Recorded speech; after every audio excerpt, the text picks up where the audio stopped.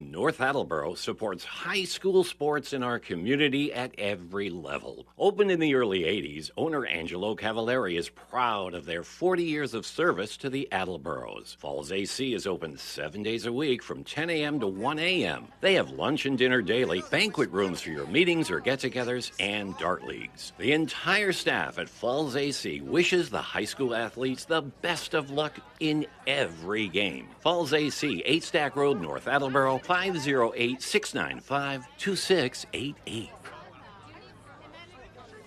Good morning and welcome to this special presentation of WARA Radio and AACS TV Sports. It's Thanksgiving morning. It is a gorgeous, beautiful late autumn day. We're live from Community Field in North Attleboro. I'm Paul Healy along with Paulo Seguero. How you doing, Paulo? Magnificent. How are you? Fantastic. You're not going to be too cold today, that's for sure. I came prepared. It's a beautiful, beautiful day here at Community Field for the 101st Thanksgiving Day meeting between the Attleboro Blue Bombardiers and the North Attleboro Red Rocketeers. And the best thing about Community Field, good old-fashioned grass and dirt. We're going to see a game with mud and grass stains the way God herself intended, which He invented the great game of American football. Absolutely. And what better way to spend Thanksgiving than watching a classic Attleboro North Attleboro football game? Attleboro comes in from Division I with a record of 5 wins and 5 losses. 5-1 they went outside of the Kelly Rex division of the Hockomock League. North Attleboro comes in 7-3. Attleboro was knocked out in the first round of the Division I playoffs by Division I finalist St. John's Prep. They'll be taking on Springfield Central for the Division I crown. North Attleboro made it to the Division II semifinals, where they were knocked off by a dynamite undefeated Wakefield club by a 1 touchdown in that game. Wakefield will be playing in the Division, which Super Bowl? Their Division III Super Bowl, I believe. And there it is. So it should be a gorgeous day again. North Attleboro 7-3 on the season. Opened up the year with a big win over Bishop Fee in a rivalry game.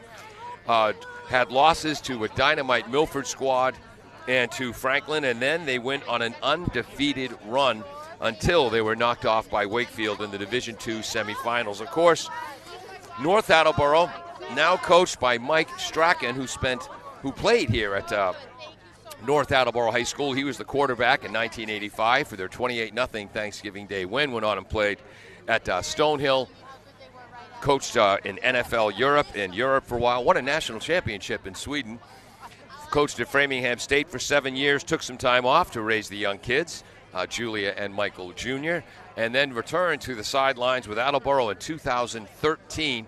Took over the North Attleboro program this fall in 2022. Over the last 50 years, Paulo, well, again, this is the 101st meeting.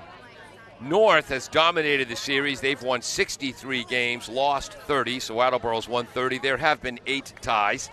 Interestingly, in the last 50 years, let's go back to 1972, Paulo, my freshman year of high school, at Westboro, not at North or at Attleboro, but in the last 50 years, North Attleboro has won 40 Thanksgiving Day games. Attleboro has won 7. There have been 2 ties. Of those 7 Attleboro wins, 3 were under Mike Strachan. In 2013, their team that reached the Division I South Finals against Zavarian. 2015 with a great Brendan Nunes. And 2019. So Mike Strachan, as the coach of Attleboro, he brought the rivalry back to this series. Absolutely. And, what I found interesting because I found the 8 ties interesting as the whole series. So I wanted to look a little bit more into it. So obviously we know the first game was 1921, right? Yeah. But 1925, 0-0. 1926, 0-0. Wow. 1929, 6-6. 1937, 6-6. 1954, 0-0. 75, 22-22. 86, 6-6. And then 1962, 6-6. So wow. I was always wondering if that 0-0, if it was really great football being played or what was going on. Well, it's a completely different game now than it was back in the day. Again, offensive linemen could not extend your arms. You had to hit with your shoulders. It was a far more physical game in the line of scrimmage. When anyone dropped back to pass, you were taking your life in your hands. Now the rules have been changed significantly in football. Offensive linemen can extend their hands You could say offensive lineman can hold, but we won't say that out loud. Oh, wait, I just did. And so much more speed now on the field. It's a far more wide-open game.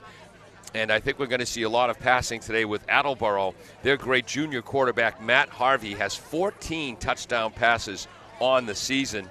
And boy, is he spread it around. 3 touchdown receptions for Aiden Pantages, 3 for Cole McKenna, 2 for Aiden Ramirez, 2 for their lead running back, Adrian Rivera. Malachi Jefferson, the tight end, has 1. Anthony Salviati, who was a star for Attleboro last year. He was the outstanding player in this game last year as a junior for the Bombardiers. Last season he had, in just 8 games, had over 800 yards of total offense and 8 touchdowns. He's been banged up all season, but Coach Jim Winters, who took over the Attleboro program this year and has done a tremendous job, Coach Winters says that Anthony is healthy and ready to go today. He's got 1 touchdown reception. Brody McKenna has a touchdown reception, and Jackson Huntington, who's been a tight end, a linebacker, a backup quarterback, a right tackle, is back to tight end and linebacker again. He has 1 touchdown reception on the year as well. Adrian Rivera leads the backfield with 5 rushing touchdowns, including 2 in Attleboro's last victory over Weymouth. What I'm really interested in seeing today, and you know me, Paul, I'm a defensive guy, yeah. Ethan Lako for Attleboro. Oh. After covering that game with you in Weymouth, defensively, he was just in the backfield almost every single series, sacks, tackles. So that's what I'm really interested in seeing, how Ethan Lako plays today, and just defensively on both sides of the ball. Yeah, Lako plays the strike linebacker. That's the strong side, outside linebacker. And Ethan is, how big is Ethan? He's 5'8", 150. He thinks he's Lawrence Taylor size, because he plays outside linebacker the exact way Lawrence Taylor used to play. Attack, attack, attack. You guys can read and react all you want. I'm attacking, darn it. And he does it really well. I mean, we saw it in Weymouth. So although maybe you don't have the same size as Lawrence Taylor, but if you can play like him, yeah. I feel like that's just as good. So I was talking to Andrew Gingras, who was the right tackle. That's when Attleboro had their 2 best tackles at the same time ever. Kyle Murphy, who went on to captain URI, was 1 tackle. He's now with the New York Giants. Andrew Gingras was the other in that great 2015 team that won on Turkey Day. He was part of Coach Strachan's coaching staff in Attleboro for a couple of years. He says that watching Ethan Lako play defense reminds him of Adam Sandler playing defense in The Waterboy. Bobby Boucher. Yes. And you know, if I could give a little bit of history here. So this trophy, Hilda. Oh, the Hilda Trophy. The Hilda Trophy. This was donated in 1950 by North Attleboro businessman Robert Ramiro. And then 3 years later, they decided to call it Hilda. Do you know why? I used to know. So there was a bunch of mothers got together and thought it would be a great idea to have breakfasts in the morning of this Thanksgiving game. Speaking of that, hello to everyone listening at Falls AC, one of our sponsors. They have a great Thanksgiving Day breakfast. Continue. And so they thought it would be a great idea to have a breakfast amongst the team. And so the first mother who hosted it at her home was Hilda Gay. And then it was held at their house, and then North Attleboro decided to name it Hilda after her. So 1953 became... the first breakfast was 1952, and they named it Hilda 1953, and then here we are, 101 Thanksgiving games a day later. And it's a great tradition when the game ends, the coach of the losing team presents the Hilda Trophy or to the coach of the winning team. The sport, again, it's a Thanksgiving Day rivalry, North Attleboro. Mike Lynch at Channel 5 out against Attleboro. Mike Lynch at Channel 5 called them the 2 favorite nicknames in the state, the Red Rocketeers and the Blue Bombardiers. But to see the incredible hitting and the athleticism on the field during the game, and then the sportsmanship after, as the losing coach will present Hilda to the winning coach, and they have bragging rights for 364 more days. And there'll also be a Most Outstanding Player trophy awarded to each side. Last year it was Tyler Bannon for North Attleboro, Anthony Salviati for Attleboro, and we'll look forward to that at the end of this broadcast. For North Attleboro, their quarterback is sophomore Chase Frizzoli, 7 touchdown passes and a touchdown rush last year. This season he has 6 touchdown passes, 2 touchdowns rushing, as North has been a run-heavy team all year with Nathan Schultz, a senior running back, four-year varsity player, also a dynamic kick returner. He has 10 rushing touchdowns, 2 receiving touchdowns, and a huge kickoff return for a touchdown in the Division III playoffs against Bill Ricca. And as far as I'm concerned, both of these teams, this is their Super Bowl right now. They treat it as such. They prepped week for it, and all these players are just as excited as if this is their Super Bowl. I mean, this is bringing that trophy is one of the greatest things each team can do, and I think each player, you're going to see the play will speak for itself on both teams. So here comes North Attleboro trotting onto the field, led by Nathan Schultz and their other big running back linebacker, Greg Berthume, number 44. He also has 10 rushing touchdowns on the season. He's caught 1 or 2 touchdown passes, but as Berthume as an inside linebacker, as a junior, he led the Red Rocketeers in tackles with 81. He can go sideline to sideline, and he's always moving downhill. For Attleboro, Matt Harvey is their quarterback. We told you 14 touchdowns on the season to multiple different receivers. Adrian Rivera, the junior, is their lead running back, 5'7", 147, and like Jordan Lako, that's Ethan's big sister. Like Ethan Lako, Adrian thinks he's a lot bigger. He's the hardest running 147-pounder you ever want to see. You'll also see him at linebacker on defense. Again, he's got 5 touchdown rushes on the season and a couple of touchdown receptions out of the backfield as well. Salviati and Lako will join him in the backfield. We might see Attleboro put the ball up today. It's beautiful, beautiful conditions. And I happen to know they might come out with some empty backfield 4-receiver sets today, which would be something new for the Bombardiers. I can't confirm nor deny that. I'm Paul Healy. He's Paulo Seguero. Our TV crew today, Jim Jones is the engineer in charge. Peter Bray on graphics. Dave Angel is here as well, directing the broadcast. Our field camera will be Austin Ricketts, and stuck next to us, having to listen to us all game, is James Friedman.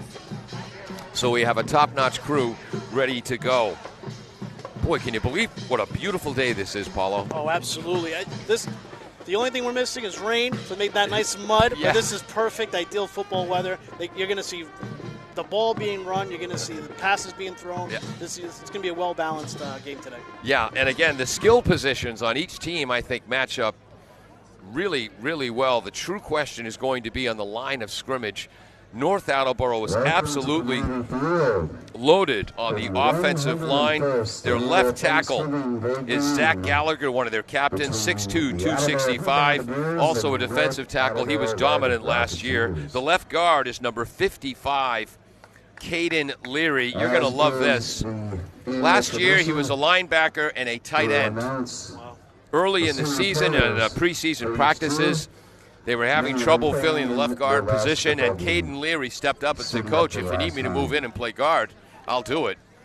And Caden Leary is the left guard, the former tight end, 6 feet, 225. The center is number 60, Lucas Matson, also the lawn snapper, 5'10", 200. The right guard is number 54, Dan Locke, 6'1", 255. So Leary, Lucas, and Locke as the center and guards. I call that the L train if North tries to run up the middle. And the right tackle is number 57, another captain, Nolan McLaughlin, just a junior, 6 feet, 255. They are loaded on the line of scrimmage for the Bombardiers.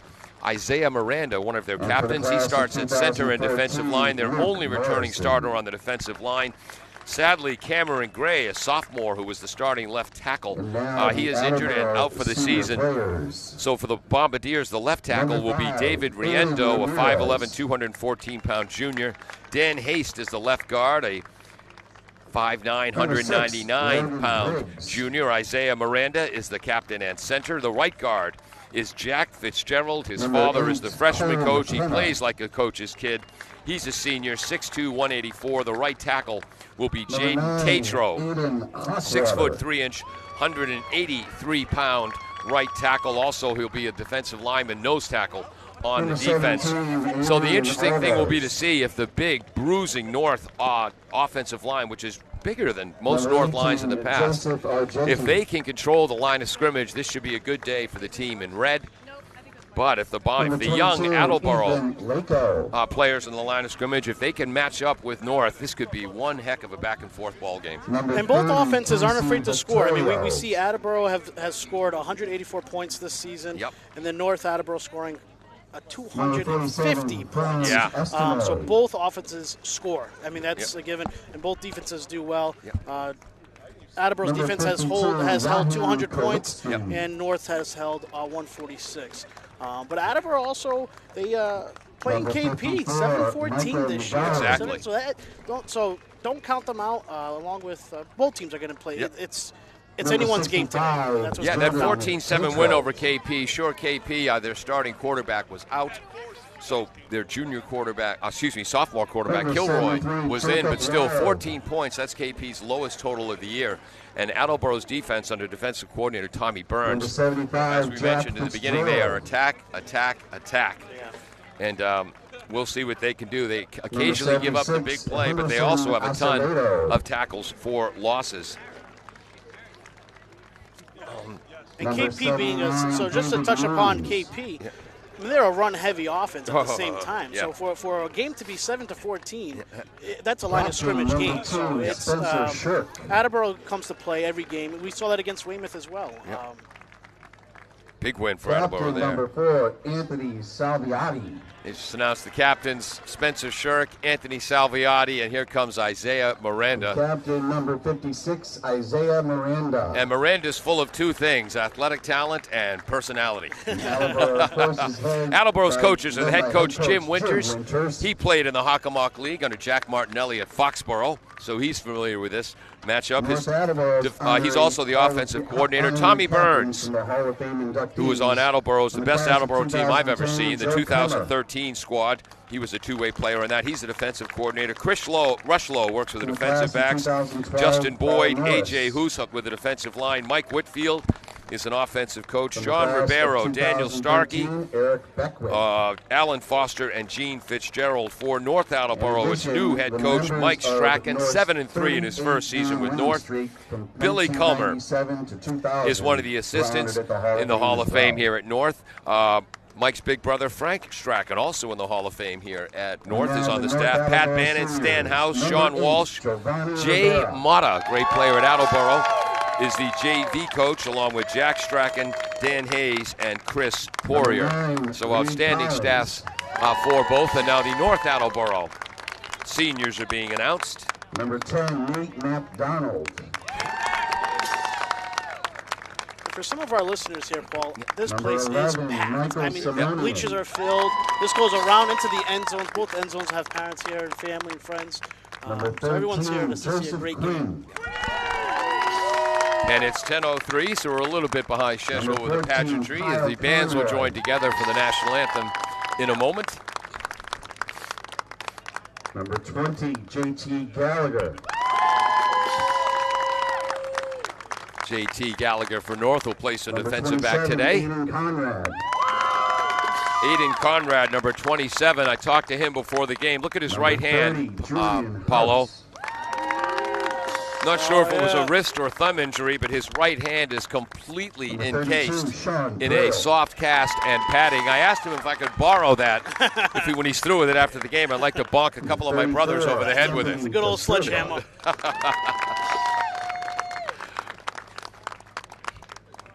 Number 37, Harrison Gagne. Again, Attleboro started the season 3-0. Jacob Costello. Boy, was I wrong. I thought Attleboro would win one, maybe two games this year under new coach Jim Winters. They went 5-5. Thank heavens they proved me wrong. Started out 3-0 with wins over Durfee, 35-6. Bishop Vian, 25-7. Vian went on to have a great year, and New Bedford 20-0.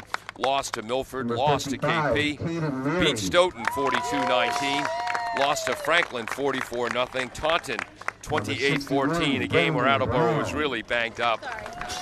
Salviati was injured in that game. Lako only played a half in that game. Rivera was not at 100%.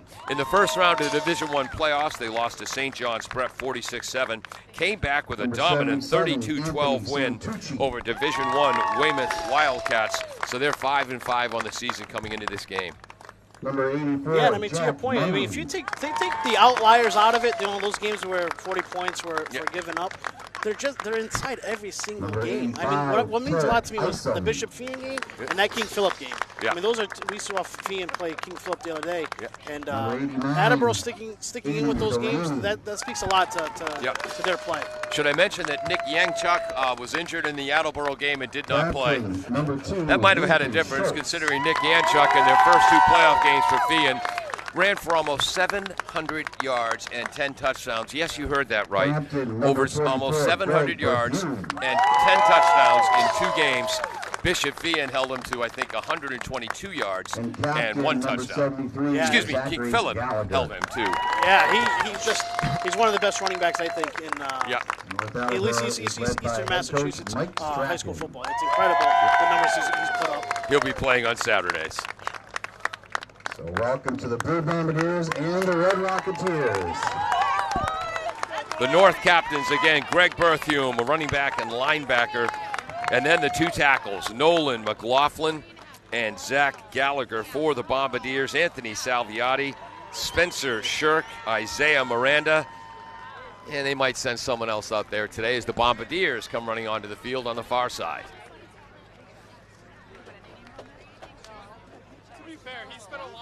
Can't believe what a beautiful day it is. I've already shed a layer.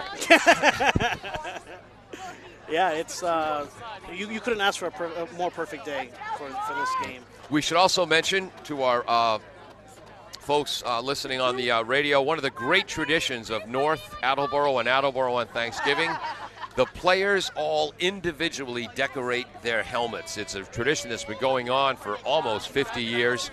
The players love it. They get a chance to display some creativity.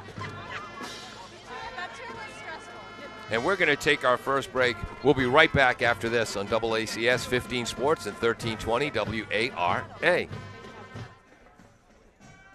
Falls AC, 8 Stack Road in North Attleboro, supports high school sports in our community at every level. Opened in the early 80s, owner Angelo Cavallari is proud of their 40 years of service to the Attleboros. Falls AC is open 7 days a week from 10 a.m. to 1 a.m. They have lunch and dinner daily, banquet rooms for your meetings or get-togethers, and dart leagues. The entire staff at Falls AC wishes the high school athletes the best of luck in every game. Falls AC, 8 Stack Road, North Attleboro, 508-695-2688. W.H. Riley is here when it comes to heating your home or business this winter. W.H. Riley & Son always welcomes new customers. They're a family-run business serving the Attleboro area since 1873. They offer heating oil and propane with 24-hour emergency service. For more information, you can contact them at 508-699-4651 or their website, whriley.com. W.H. Riley & Son, 35 Chestnut Street, North Attleboro, a company Greater Attleboro residents have called on since 1873.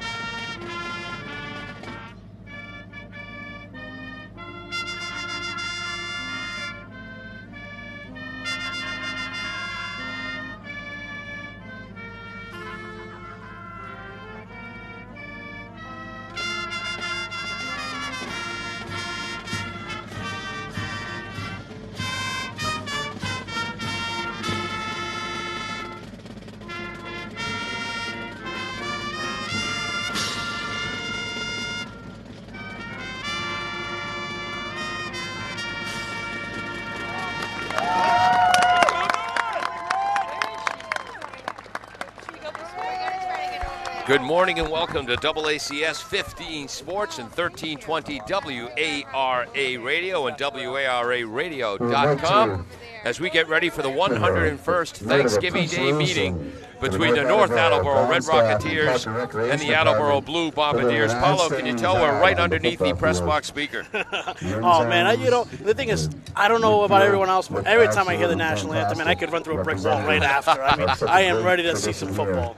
Yes, that was the North Attleboro and the Attleboro bands combining together. I'm Paul Healy along with Paulo Seguero, Dave Angel directing the broadcast, Jim Jones, the engineer in charge, Peter Bray on graphics, James Friedman upstairs next to us on the top camera.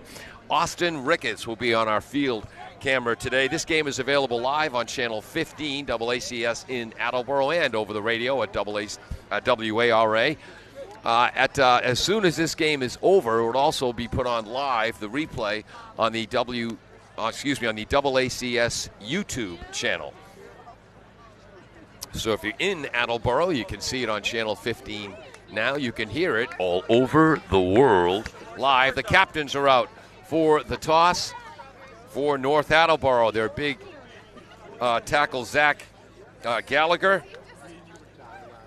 Nathan Schultz, and Greg Berthume. I have Nolan McLaughlin listed as a captain as well. For the Bombardiers, Spencer Shirk will also be a captain for the lacrosse team. Anthony Salviati and Isaiah Miranda. This is the 101st Turkey Day meeting. Overall, North holds the edge. 63 wins to 30 wins for the Bombardiers and 8 ties in the last 50 years. And again, we missed the game in 2020 due to the pandemic. North has won 40 times. Attleboro 7, 2 ties. Attleboro won the toss, and they will defer. And Mike Strachan was the coach of the Bombardiers for 2013 through 2021, and he beat North 3 times. So 3 of Attleboro's 7 wins of the last 50 years. Mike Strachan was the head coach for Attleboro, now the head coach for North. Jim Winters, the head coach for the Bombardiers. You know, for some of our listeners, too, I don't know if it's always been a tradition for Attleboro, but when they're walking out, the captains interlock arms, and, that really speaks a lot about, the brotherhood here. I think this game means a lot to everyone, but especially for the seniors. It's the last, some of them, it will be the last time they get to suit up and play some football with their brothers. So it's, they're going to play their hearts out. It's probably going to be emotional for some, and it's going to be a great game. And for the first time in 25 years, the end zones here at Community Field in North Attleboro are painted with the red and white checkerboard look, the big white end with red trim at midfield. And we are playing today on a beautiful sunny November day on grass and mud, the way God herself intends. Players with their helmets individually. This is so I remember to give the score over the radio every 3 minutes at least. Threw him right under the bus. Yes. North Attleboro will receive the opening kickoff. Attleboro won the opening toss and deferred. Attleboro will kick off left to right. Wind is not much of a factor. Deep for North Attleboro right now is number 4, Bryce Kaiser, and number 2, Nathan Schultz. Schultz has been returning kicks here at North for the varsity since his freshman year and had a kickoff return for a touchdown in their big playoff win over Bill Ricca. Got your stats ready there, Paulo? They are. Anthony Salviati has been banged up all season, but he's back kicking off for the Bombardiers left to right, which is great to see. Number 2, Schultz, number 4, Bryce Kaiser. And there's the wind blowing now a little bit more, kind of from the upper right, our far right to our lower left. So kicking into the wind will be Salviati. Blasts it towards number 4, Kaiser. Returns it at the 10-yard line. Oh, what a huge collision. That's how to start the game. Kaiser is out to the 30-yard line. Tackle made by Ethan Lako, and also number 9 for the Bombardiers, Aiden Hawkwater. We've said it every game, Paul, but all 3 sides of the ball is going to be important today. Offense, defense, and that special teams. Special teams, obviously, I'm a firm believer in how much of that impacts your field position, and so here we are at the 30-yard line now. North Attleboro coming out what Mike Strachan calls the tank formation, 2 tight ends, triple I backfield. Now they shift out. Munley is split wide in the slot to the left. Berthium is wide left. Empty backfield. Chase Frizzoli, their quarterback, throws to the right flat. It is complete to Nathan Schultz for a 5-yard gain. Adrian Rivera with the tackle. Gain of 5 yards, 2nd down and 5. So North coming out throwing. It'll be 2nd and 5. They're known for running the ball here this season. Attleboro defensively coming out with 2 high safeties. 5 down. Yep, 5-man front. Nathan Schultz running to the left from the shotgun formation, hemmed into the backfield by Salviati, blitzing from the safety position. Fitzgerald, Cody Cole McKenna in there along with Miranda. Heck, almost half the Attleboro defense. That's going to be a loss for Schultz. It'll be 3rd and 6. -1, 3rd and 6 for North. They're at their own 34-yard line, heading right to left early here in the first quarter. No score. It's great to see defensively that team tackling, that team pursuit. That's what's going to make a difference here.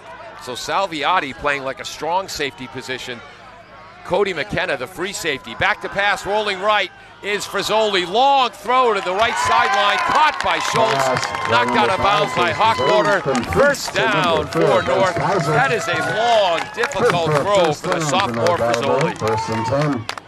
And to give it for some of our listeners, I mean, you're talking left hash all the way across field, so that is a lot of distance to cover to make that completion. Gain of 7 yards for the 1st down. 1st and 10 North. 10:38 to go in the first quarter. No score. Berthium, their running back, is in the right slot. Wow, it's an empty backfield. 2 high safeties again adjusting. And now they pull back into the 2 tight end tank triple I offense. Attleboro with all 11 men within 5 yards of the line of scrimmage. Berthium tries to run left, hit by Rivera, and Brody McKenna, the middle linebacker. That's going to be a loss of about a half a yard. We'll call it no gain for Berthium. 2nd and 10. Brody McKenna, 2nd down and 10.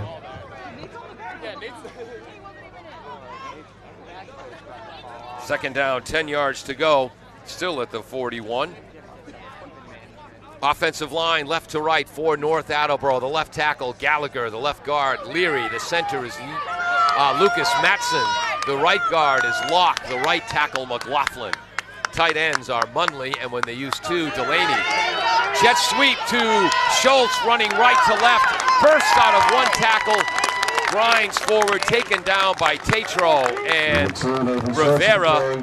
Schultz moves from his own 41 to his own 48, 7-yard gain. 3rd down and 3. 3rd and 3.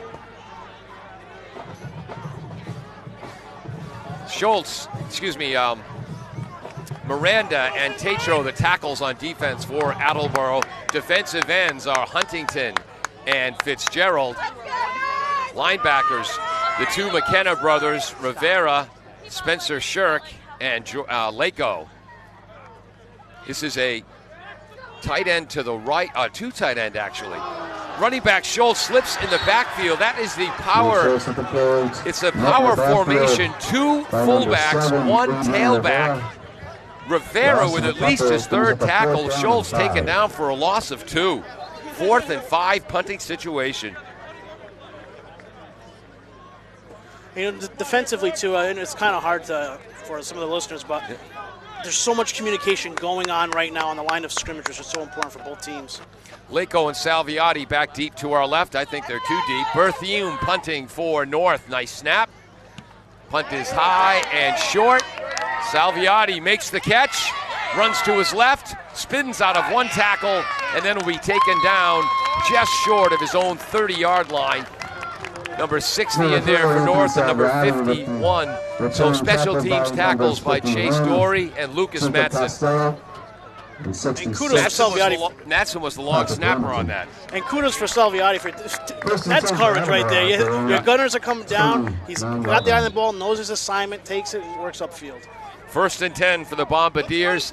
No score, their first possession with 8:25 to go. The sun shines right in the scoreboard. Sometimes tough to read the numbers. They'll start at their own 29-yard line.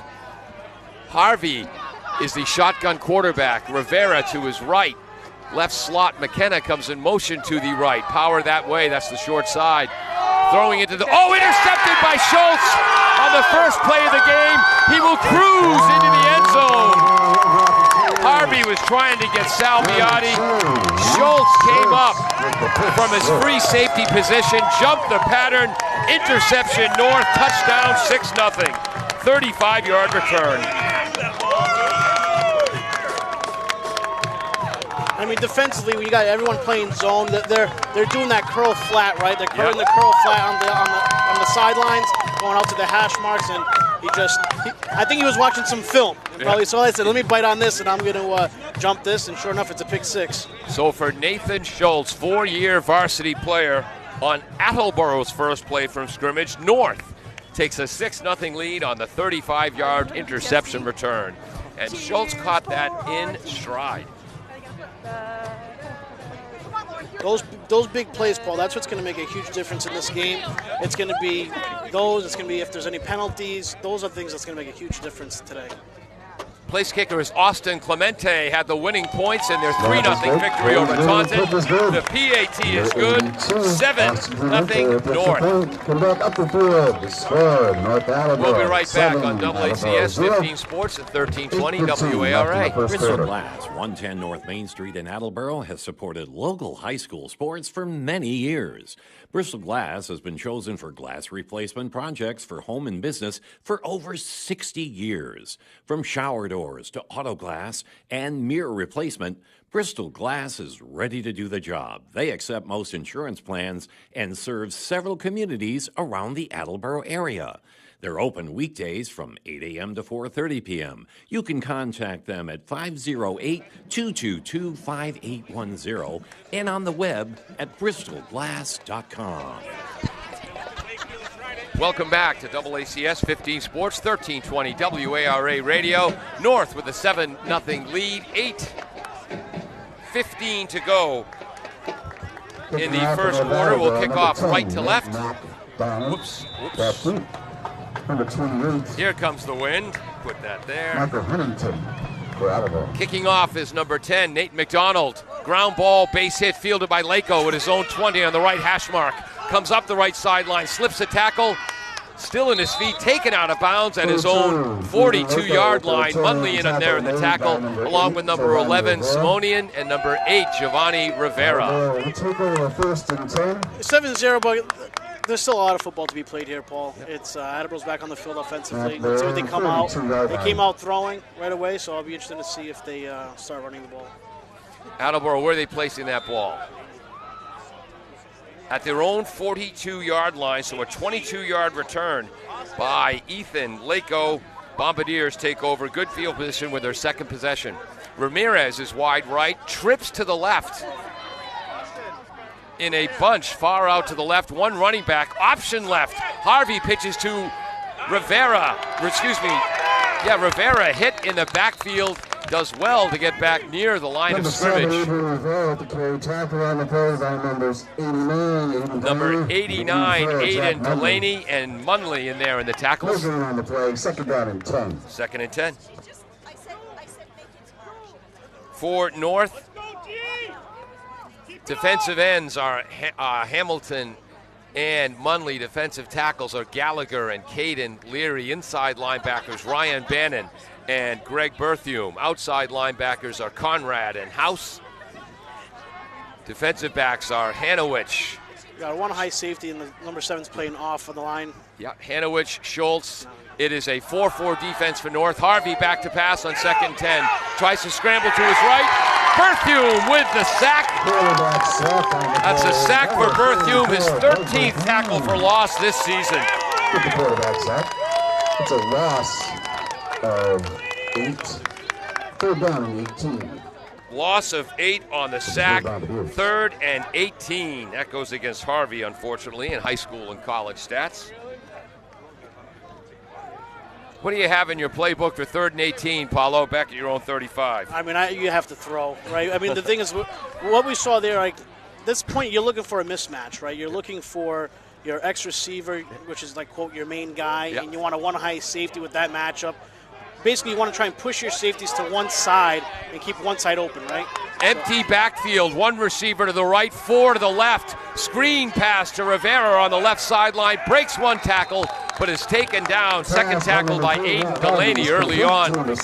Moves from his own 35 to his own 39, so a gain of only 4. It'll be 4th and 14.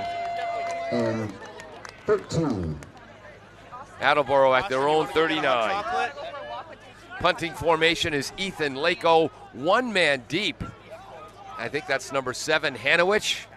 So North might be coming after this. Salviati, the gunner on the right. Lako gets it off. Nice spiral. Sends the returner back to his own 24-yard line. Hanowich comes right up the middle all the way to the 40. 16-yard return by Hanowich. Tackle made by Brody McKenna and Spencer Shirk. Salviati on a gunner on punt. The good thing he just did, I just saw, they always teach good gunners. You almost want to look like you're playing basketball out there. Yeah. So when you're sprinting down, you're basically almost like you're dribbling to get by your defender, which he did perfectly and got right by him, pinched that inside and have the run tackled.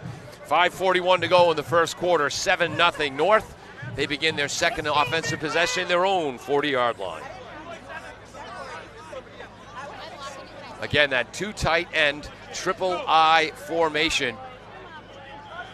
Schultz, Berthium, and the front back is number 45.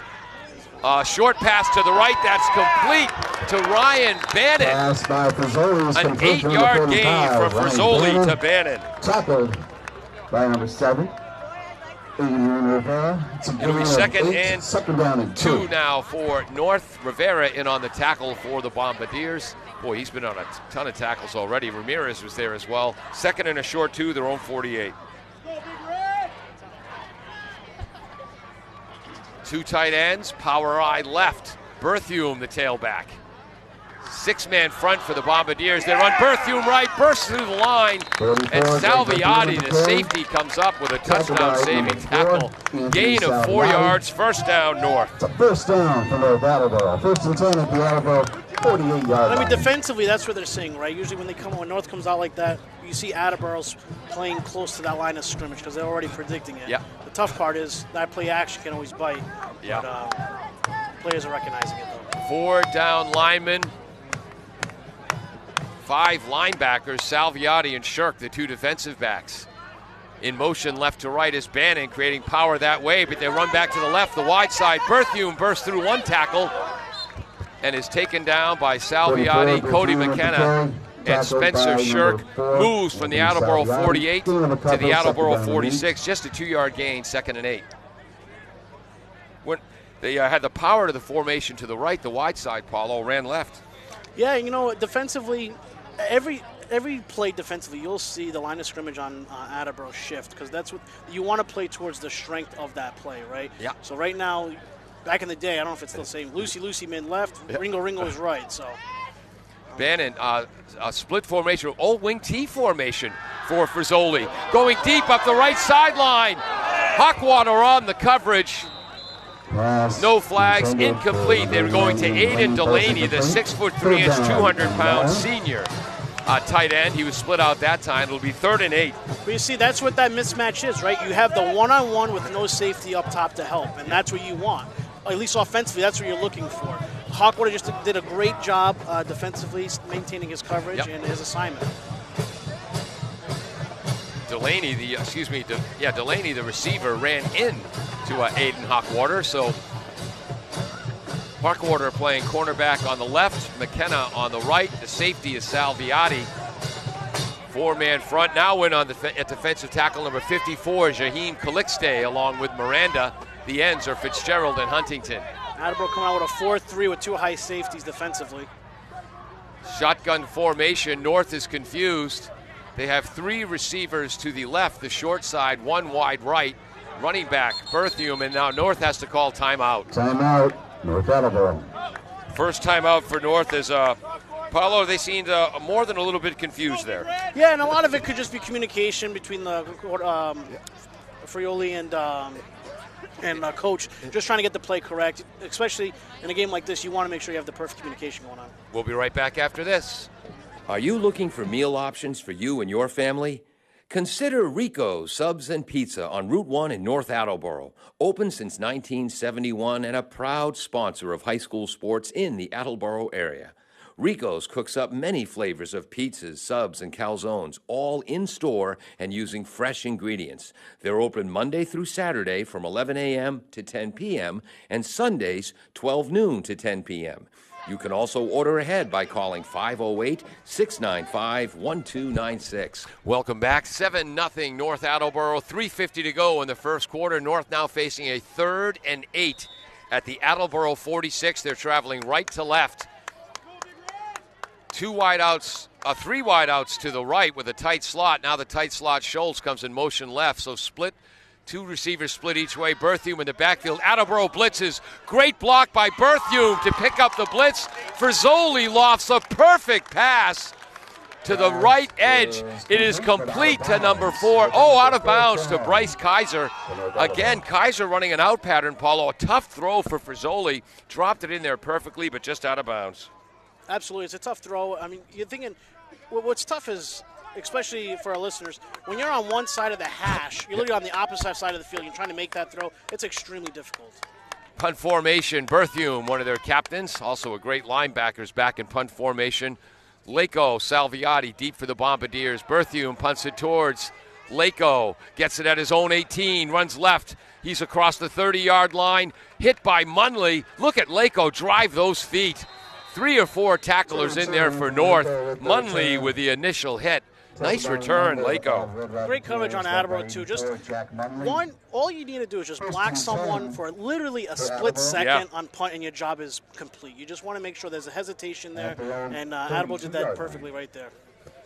So he returned it from his own 18, and he's out to 32-yard line. So 18 to a 14-yard return. Attleboro takes over with 3:29 to go here in the first quarter. Down 7-0.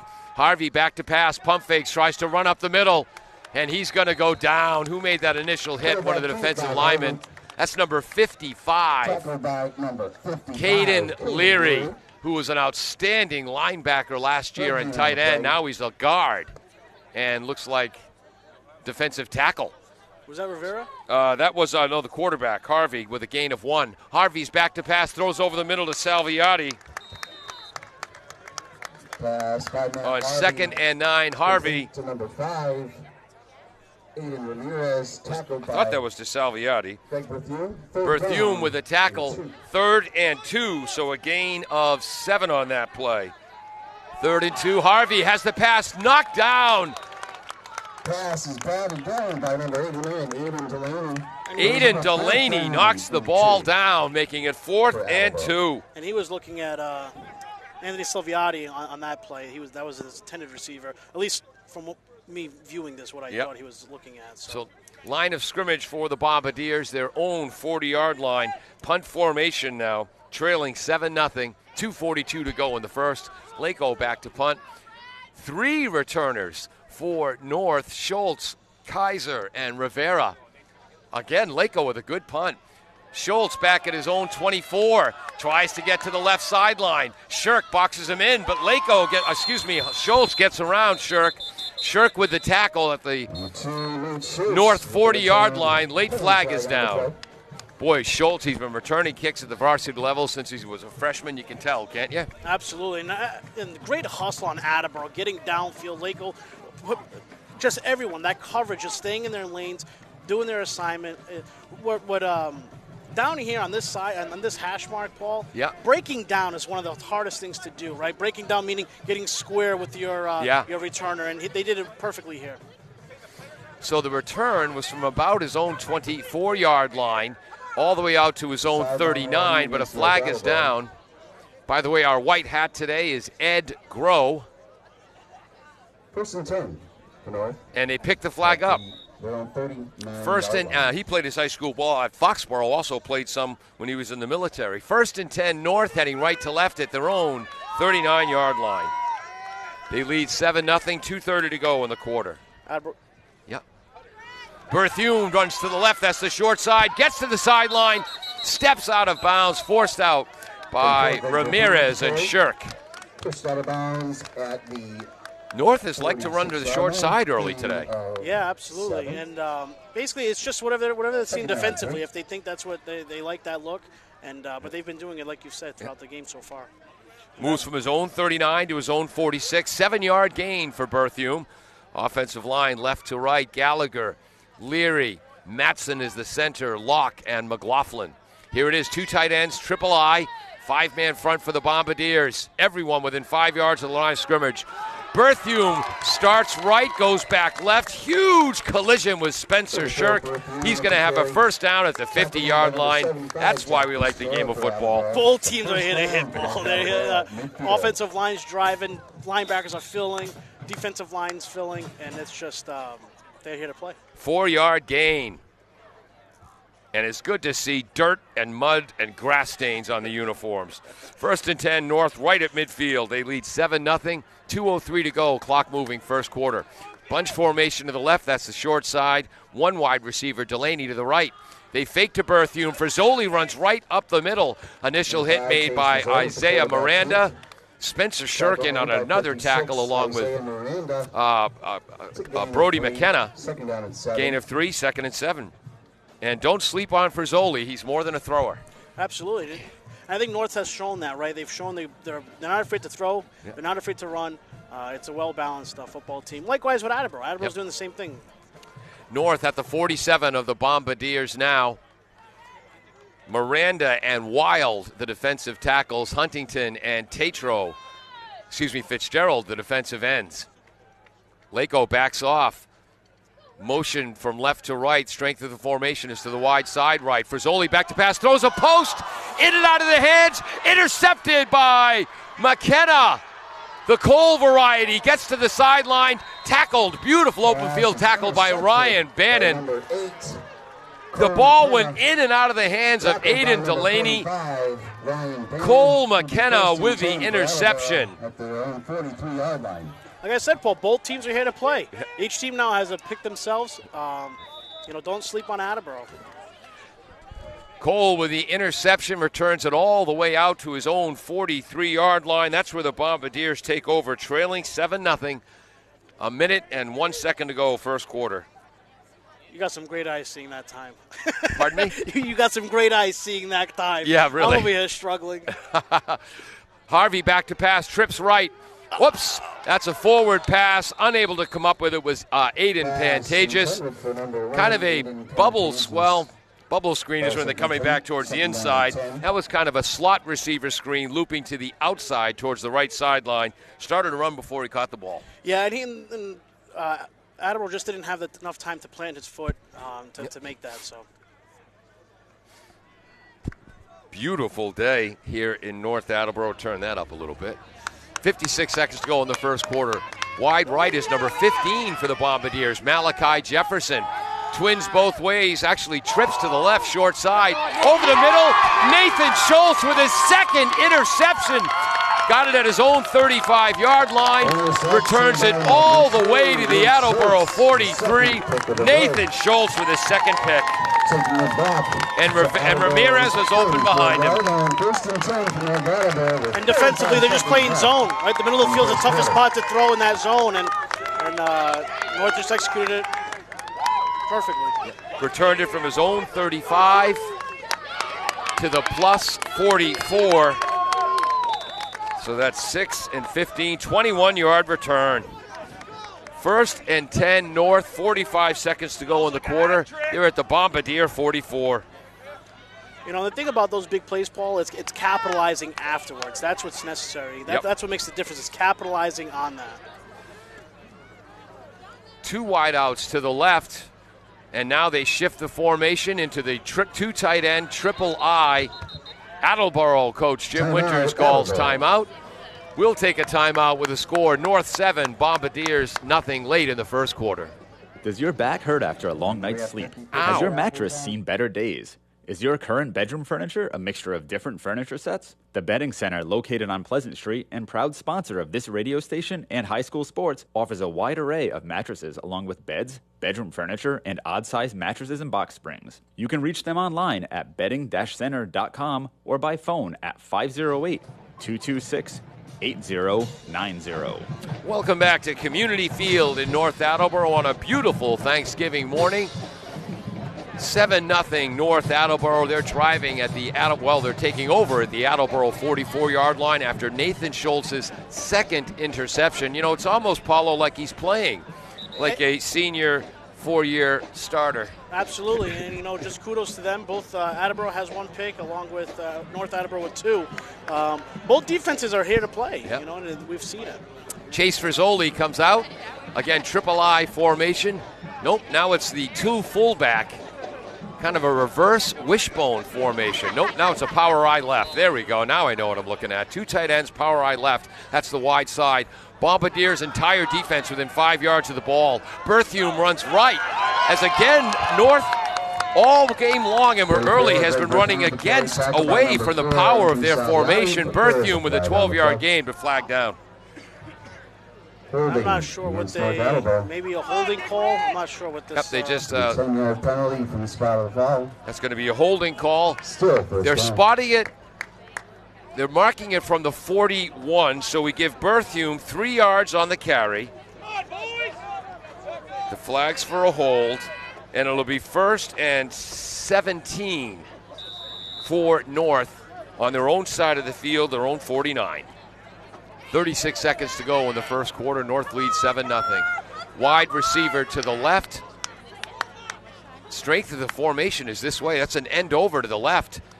Toss to the wide side. Berthume spread out by Lako. Lako with a tackle for loss. Ethan Lako with a hit. And we talked about him before the game at outside linebacker, Paulo. Absolutely. And then North, what North likes to do, too, and they have that one-on-one matchup here. Yep. It almost looks ideally for that pass setup, but they're running that ball there. They like to have that, how do I want to word it, that the field to play with, right? Yep. They like giving them that edge to try and take off. But Lako, he came to play as well. Second, loss of 1 for Berthume, so it is 2nd down, 18 yards to go. North at their own 48, balls on the left hash mark, and that's going to end the first quarter of play. North Attleboro, Red Rocketeers 7, the Blue Bombardiers 0. We'll be back with second quarter action after this on AACS 15 Sports at 1320 WARA. Claudino's Auto Repair, located at 310 South Main Street in Attleboro, is celebrating 26 years in the auto and truck repair business. Over the years, John Claudino and his team of mechanics have worked to build a long-lasting rapport with their customers. From oil changes to diagnostics, transmissions, and routine maintenance on foreign and domestic cars and trucks, Claudino's will keep your vehicle running. Claudino's Auto Repair, 508-226-8545, or at claudinosautorepair.com. You're listening to WARA 1320 AM Attleboro.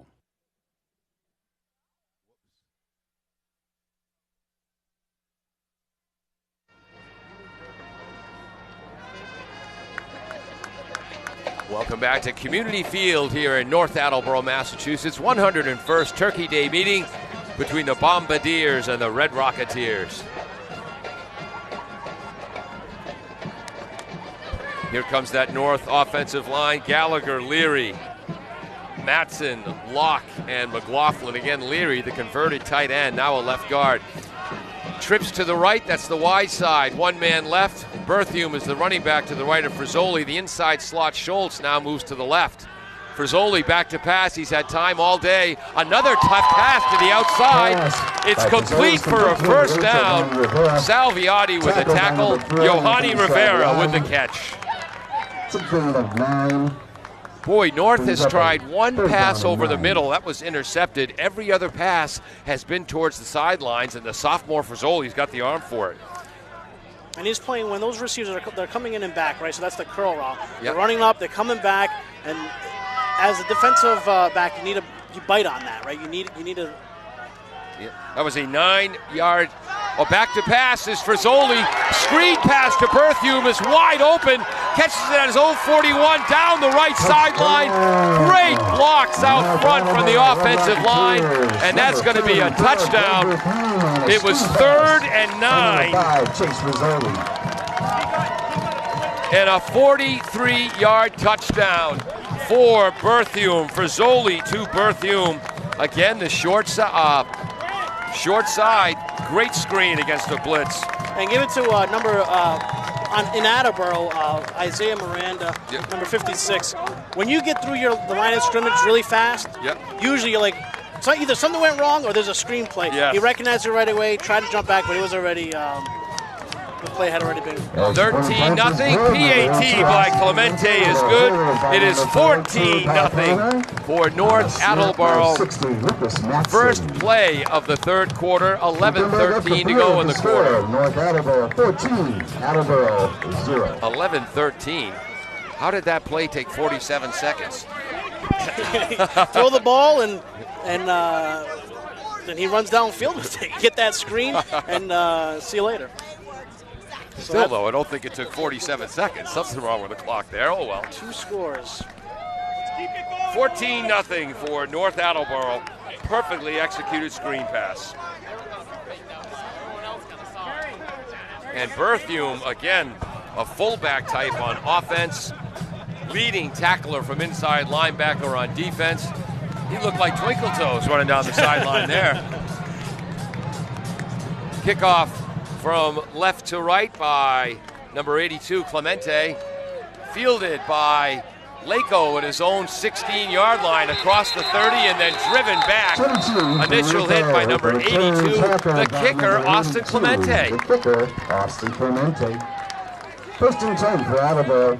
And that's surprising. Ultimately, your kicker you always want back to save that last, that last touchdown saving tackle if need be. So him up front is surprising. Lako returns that from his own 18-yard line to his own 32. First and 10, Bombardiers at their own 32. Trailing 14-0, 11:05 to go, first quarter. Bunch formation to the left, wide out right. They run left with Rivera. Huge collision between Rivera and outside linebacker Julian House. That's going to be a gain of 2, 2nd and 8. How's that for a Thanksgiving Day collision? And they like the short, both teams have been playing that short side of the field. Yeah. Me personally, I always like playing the wide side, right? The strength of the field. No, that's what they're expecting me to do. Yeah. Attleboro offensive line. Riendo, the left tackle. Hayes, the left guard. Miranda, the center. Right guard, Fitzgerald. Right tackle is Tatro. Shotgun formation, pistol formation. Back to pass Harvey, throws short left. One-handed stab by Brody McKenna. He's going to be short of the first down at the 39. It's going to be 3rd and 3. By number 7, Chris Hanowich. Chris Hanowich in there with the tackle. Nice catch by McKenna. And it's also possibly saving an interception. Reception right there as well. One-handed stab, so he moves from the 34 to the 39. 5-yard gain. Big 3rd down for the Bombardiers. 3rd and a long 3. If Peter Bray has 3rd and 4 up in the graphics, don't trust him. Trips to the right, that's the wide side. Twins left, empty backfield for the shotgun Harvey. North just sends 3. And for the second time today, left defensive end, Aiden Delaney knocks the pass down at the line of scrimmage. 4th and 3. Boy, read a lot about the Bombardiers coming into this game. Didn't see a lot about Delaney. He's made 2 big plays at the line of scrimmage, knocking the ball down. And you've said it before, Paul, line of scrimmage are where games are won and lost. And if they continuously do that throughout the game, that's going to make a huge difference, both on the run game and on the pass game. Bombardiers trailing 14-0. Will punt right to left with 9:35 to go in the second quarter. One runner returner deep, that's Schultz. North just sends 4. Lako with a punt, whoops. Goes to the sideline, hits at the 30. Continues to roll, out of bounds. North will take over at their own 23-yard line. Nice directional punt by Lako. Yeah, and getting a nice roll, getting that coverage downfield. What Lako does, too, is waiting for the gunners to get downfield. That's such a smart thing on a punter. If you have the time, you want to hold on to it so your gunners can get downfield. Kept his head up, saw North was only rushing 4, and you're right, took his time with that. I think North was concerned about a fake there. Again, it was 4th and 3. They had one deep. I think we're playing it up close here just in case. North, their own 23-yard line, 9:35 to go. 9:25 to go in the first quarter. North leads by 2 touchdowns. They give to the fullback up the middle. That's number 45, Ryan Bannon, screaming in to make the tackle. I thought that was Rivera, maybe Shirk. So Berthiaume moves from his own 23. We'll call it to the 26. 2nd and 7. Well, there's certainly been enough hitting in this game, Paulo. Oh, yeah. If there's one thing we could have counted on coming here is both teams ready to hit somebody. I formation, 2 tight ends, wing right, who now goes in motion left. Attleboro again, all 11 defenders within 5 yards of the line of scrimmage. Play action pass, wants to go deep to Munley. Munley was well covered by Ramirez, and a sack in the backfield by Spencer Shirk from the outside linebacker spot. That's a coverage sack. Munley, the tight end, ran a flag pattern, and Attleboro's outstanding cornerback, Aiden Ramirez, was with him all the way. And like I said, Paul, those plays is what's going to make a huge difference in this game. But they have to capitalize on a play like that. In order for that to make a difference, you have to come back and capitalize. So let's see.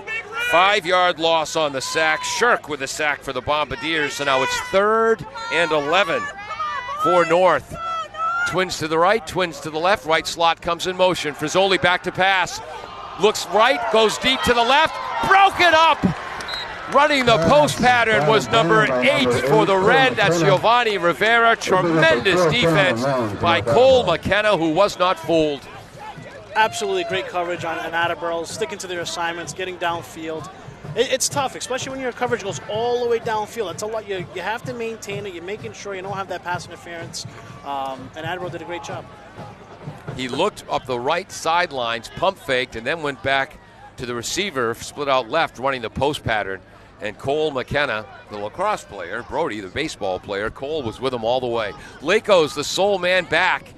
Attleboro might be coming after this punt. Back is Berthiaume. Munley is the protector. He's making some adjustments at the line of scrimmage. Berthiaume gets the punt off quickly. Lako at his own 48. Nice hit right away. Beautiful open field tackle by Bryce Kaiser. Ethan Lako was an outstanding punt returner, but Kaiser was right there. 2-yard return for Lako. Bombardiers take over at midfield. Nice tackle. 1st and 10 for Attleboro at midfield. With 7:48 to go in the first half, Bombardiers have it 1st and 10, as we said, at midfield. This is a crucial series right here for Attleboro. You want to score here. You need a score. Yep. You need to close that gap with one score. And need to try to establish some dominance on the line of scrimmage. Huntington is the tight end left. Ramirez is wide right. Bunch formation left. Pistol formation.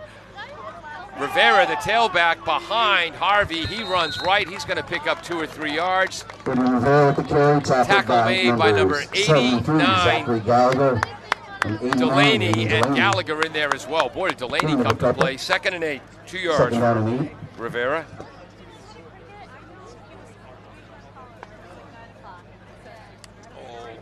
Defensive tackles now for North, number 55, Caden Leary. Who's the other one there? Number 73, Zach Gallagher. He was outstanding last Thanksgiving. 4-4 defense. Shotgun snap, bunch formation left. Harvey throws it deep as he's hit. Leaping up to make the play. Another interception. Harvey was crushed as he threw that ball by number 45, Bannon. Interception by number 7, Chris Hanowich. Works out as a long punt, but wow. North will take over at their own 15. Wow. And it comes down to it. I mean, you need to capitalize on those series, and it's tough now giving the North the ball going in. It's still where we at here. 3rd interception for the North defense, and you got to credit the pass rush there. Was that Bannon or Berthiaume? And Harvey took a shot. 1st and 10 North. Let me flip over here. They're at their own 15. I formation. Right slot comes in motion.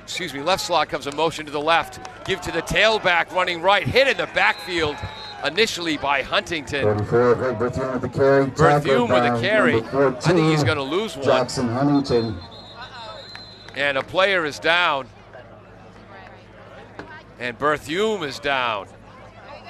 We'll take a break with the score. North 14, Attleboro nothing. 6:47 to go, first half on AACS 15 Sports and 1320 WARA.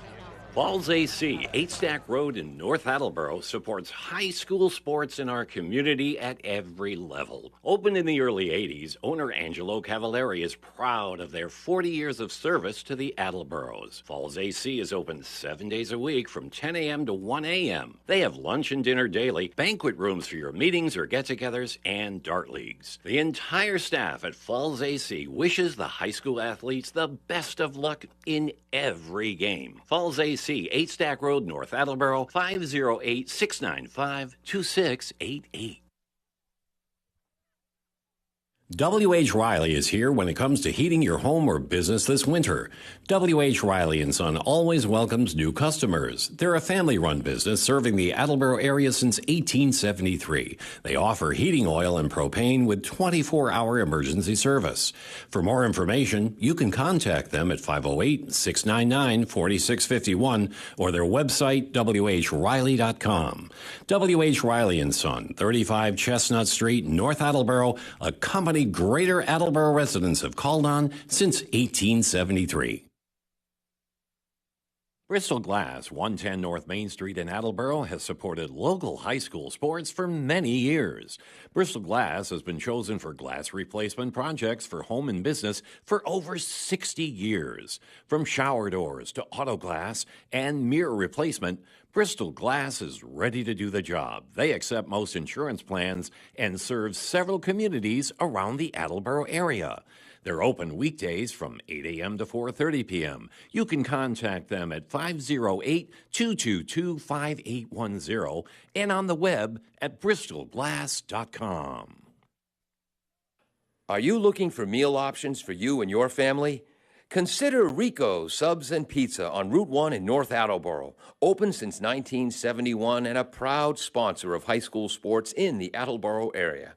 Rico's cooks up many flavors of pizzas, subs, and calzones, all in-store and using fresh ingredients. They're open Monday through Saturday from 11 a.m. to 10 p.m. and Sundays 12 noon to 10 p.m.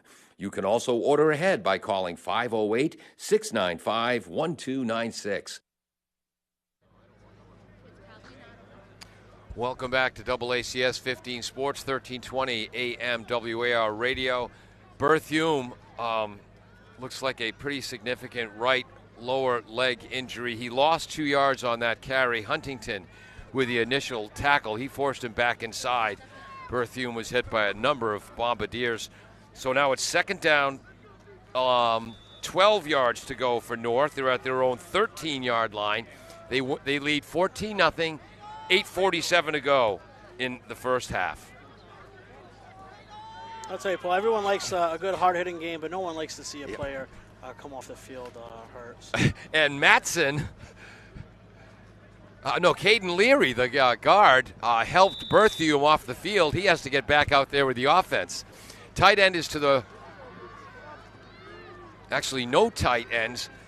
Twins both ways, one running back to pass, play action is Frizzoli. Again, they run a screen to the right. Huge hit, ball is fumbled again, and North is going to recover. Recovered by North Attleboro. Schultz caught the screen pass, blown up. Not sure if that was Calixte who made the first hit. Might have been Lako. If that was Lako, that is the 7th fumble he's caused this season. North ends up gaining yard on the fumble. They gained 4 yards on that. So 5, and you can't give credit to Schultz because he fumbled it, but the ball went forward. It's going to be 3rd and 8 for North. They're at their own 17-yard line. Trips to the right, that's the wide side. One man left, one running back in. Rolling to his right is Frizzoli, has plenty of time. Wide open on the sideline, catch is made. Frizzoli to number 4, Bryce Kaiser, who was waving his arms. He was open on the sideline. First down, North. Another strong throw to the sideline by Frizzoli.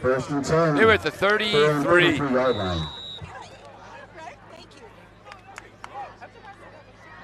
27. That's a 16-yard gain. First and 10, North. 5:25, clock moving here in the first half. They're on the right hash mark, heading left to right. Twins to the right, twins to the left, the wide side. The running back is number 27, Conrad. And Frizzoli fakes to Conrad, runs right. Didn't think Conrad was going to carry that. Right in front of our cameraman, Austin Ricketts. Frizzoli's taken out of bounds. Nice gain. McKenny's in there. Brody McKenna with a tackle along with Shirk. But they faked to Conrad, who's got a cast the size of Rhode Island on his right hand. And that's a first down gain from Frizzoli from his own 33 to his own 45. 12 yards. Now, when a guy's got a cast that big on you, respect the fake, Paulo? You know, that's you let him do what he wants. Yeah. Twins both ways. Right slot, Schultz comes in motion. Jet sweep, right to left. Extended by Lako. Ethan Lako drives him out of bounds. Stop pushing. And there's Ethan Lako again, screaming in off the edge from that strike linebacker position. That's going to be a loss. You got to put a helmet on 22. And that's going to be a loss all the way back. Loss of 6 on the play. Wow, to their own 39, -6.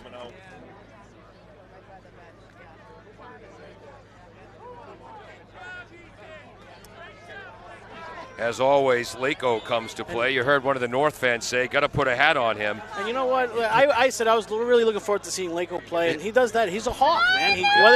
Whether it's pass coverage or whether it's the run game, he's always there to make that nice, good play. 2nd and 16, trips right. The inside slot comes in motion left. They're going deep up the right sideline. McKenna's there. Oh, what a catch! Unbelievable catch at the Attleboro 30.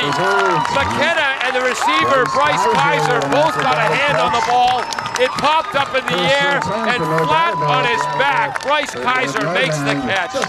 Another brilliant throw by Frizzoli, but great defense, McKenna. Oh. From their own 39 to the plus 31. So that's 19 and 11, 30 yards on the pass. 1st and 10 North, 3:54, clock moving to go in the first half. Fake the jet sweep, Lako with a blitz but misses a tackle on Frizzoli. Tatro gets him from behind, McKenna from the front, and that was a great blitz by Lako, but he didn't break down. But although he doesn't break down, he causes that disruption in the backfield, yeah. And then your teammate comes in to do their assignment as well. So that goes as a sack. -2 for Frizzoli. It'll be 2nd down, 12 yards to go for North. They lead 14-0. They're at the Attleboro 33, 2nd and 12. 3:14, clock moving to go for first half. I formation, 2 wide out, slot right. A draw to Schultz up the middle, sheds 2 tackles, sheds 3 tackles. Hit from behind, close to a first down at the 19-yard line. Brody McKenna into the tackle, along with number 4, Salviati. Tatro there as well. Great run by Schultz on the draw. And he really jukes really well, so if you see that he's making the missed blocks, tackles rather, he does a really great job of seeing upfield and following his blocks. 14-yard gain for Schultz. That time they had no tight ends, 2 wideouts. Same formation, 2 wideouts, I formation, tight slot to the right. Attleboro again, all 11 men within 5 yards of the line of scrimmage. Quick pitch to Schultz to the right. Stutter steps. Salviati strung the play out, coming up to make the tackle, Lako. Wow, Lako with another tackle. No gain. It's the same idea what they did earlier. You have that one-on-one matchup here. Looks like it's a perfect pass play, and they're running the ball right into that, that alley. That's -1 for Schultz. 2nd down, 11 yards to go. They're back at the 20. 1, 2, 3, 4, 5, 6, 7, 8, 9. 10th play of the drive coming up. We're approaching 2 minutes to go in the first half. Shotgun formation. Twins each way. Right slot comes in motion. Frizzoli fakes to the slot. Runs right up the middle. He's going to be close to a first down gain. Great blocking by number 73, Gallagher, the left tackle.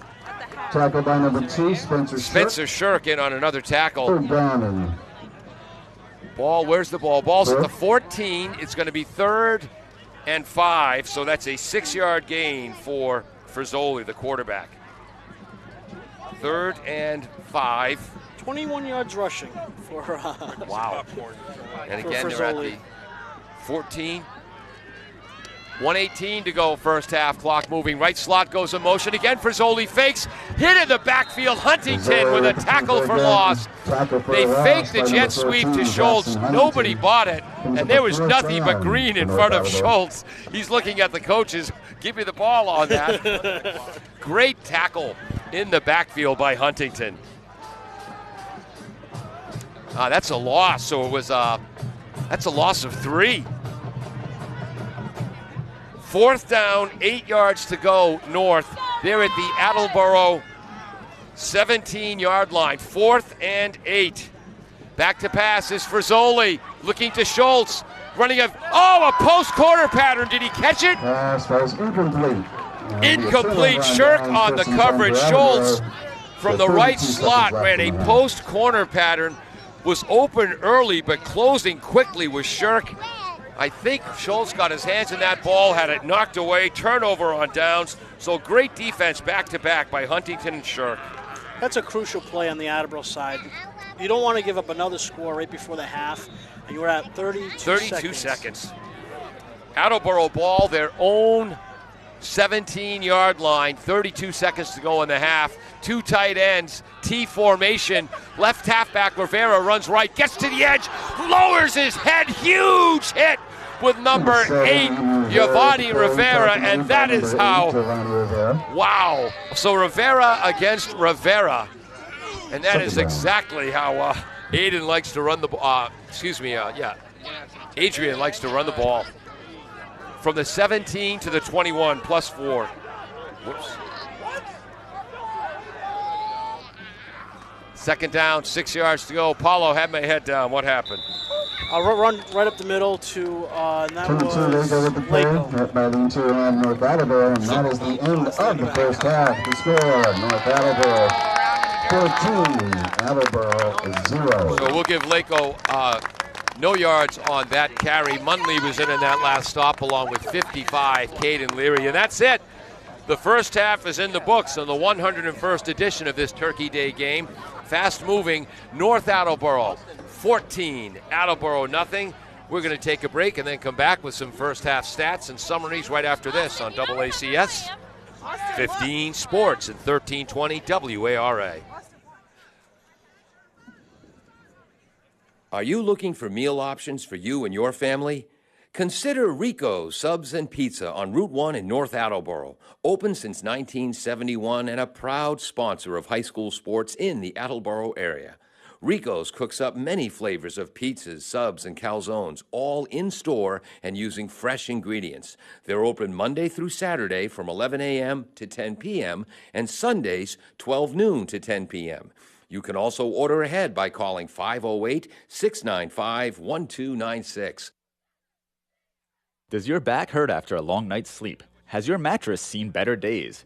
Is your current bedroom furniture a mixture of different furniture sets? The Bedding Center, located on Pleasant Street and proud sponsor of this radio station and high school sports, offers a wide array of mattresses along with beds, bedroom furniture, and odd-sized mattresses and box springs. You can reach them online at bedding-center.com or by phone at 508-226-8090. Does your back hurt after a long night's sleep? Ow. Has your mattress seen better days? Is your current bedroom furniture a mixture of different furniture sets? The Bedding Center, located on Pleasant Street and proud sponsor of this radio station and high school sports, offers a wide array of mattresses along with beds, bedroom furniture, and odd-sized mattresses and box springs. You can reach them online at bedding-center.com or by phone at 508-226-8090. Claudino's Auto Repair, located at 310 South Main Street in Attleboro, is celebrating 26 years in the auto and truck repair business. Over the years, John Claudino and his team of mechanics have worked to build a long-lasting rapport with their customers. From oil changes to diagnostics, transmissions, and routine maintenance on foreign and domestic cars and trucks, Claudino's will keep your vehicle running. Claudino's Auto Repair, 508-226-8545, or at claudinosautorepair.com.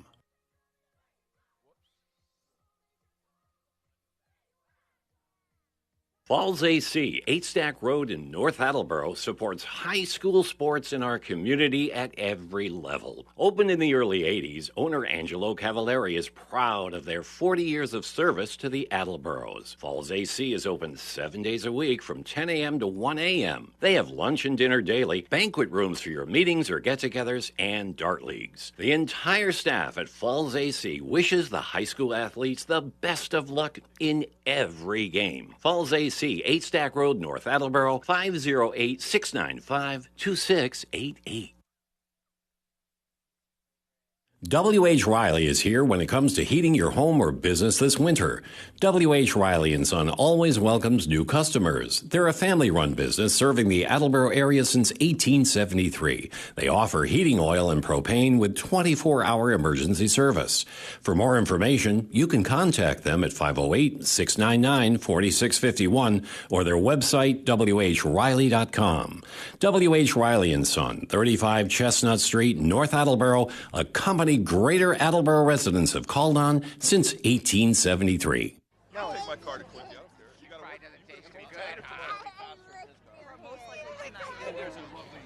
There's a great Thanksgiving conversation going on over the air between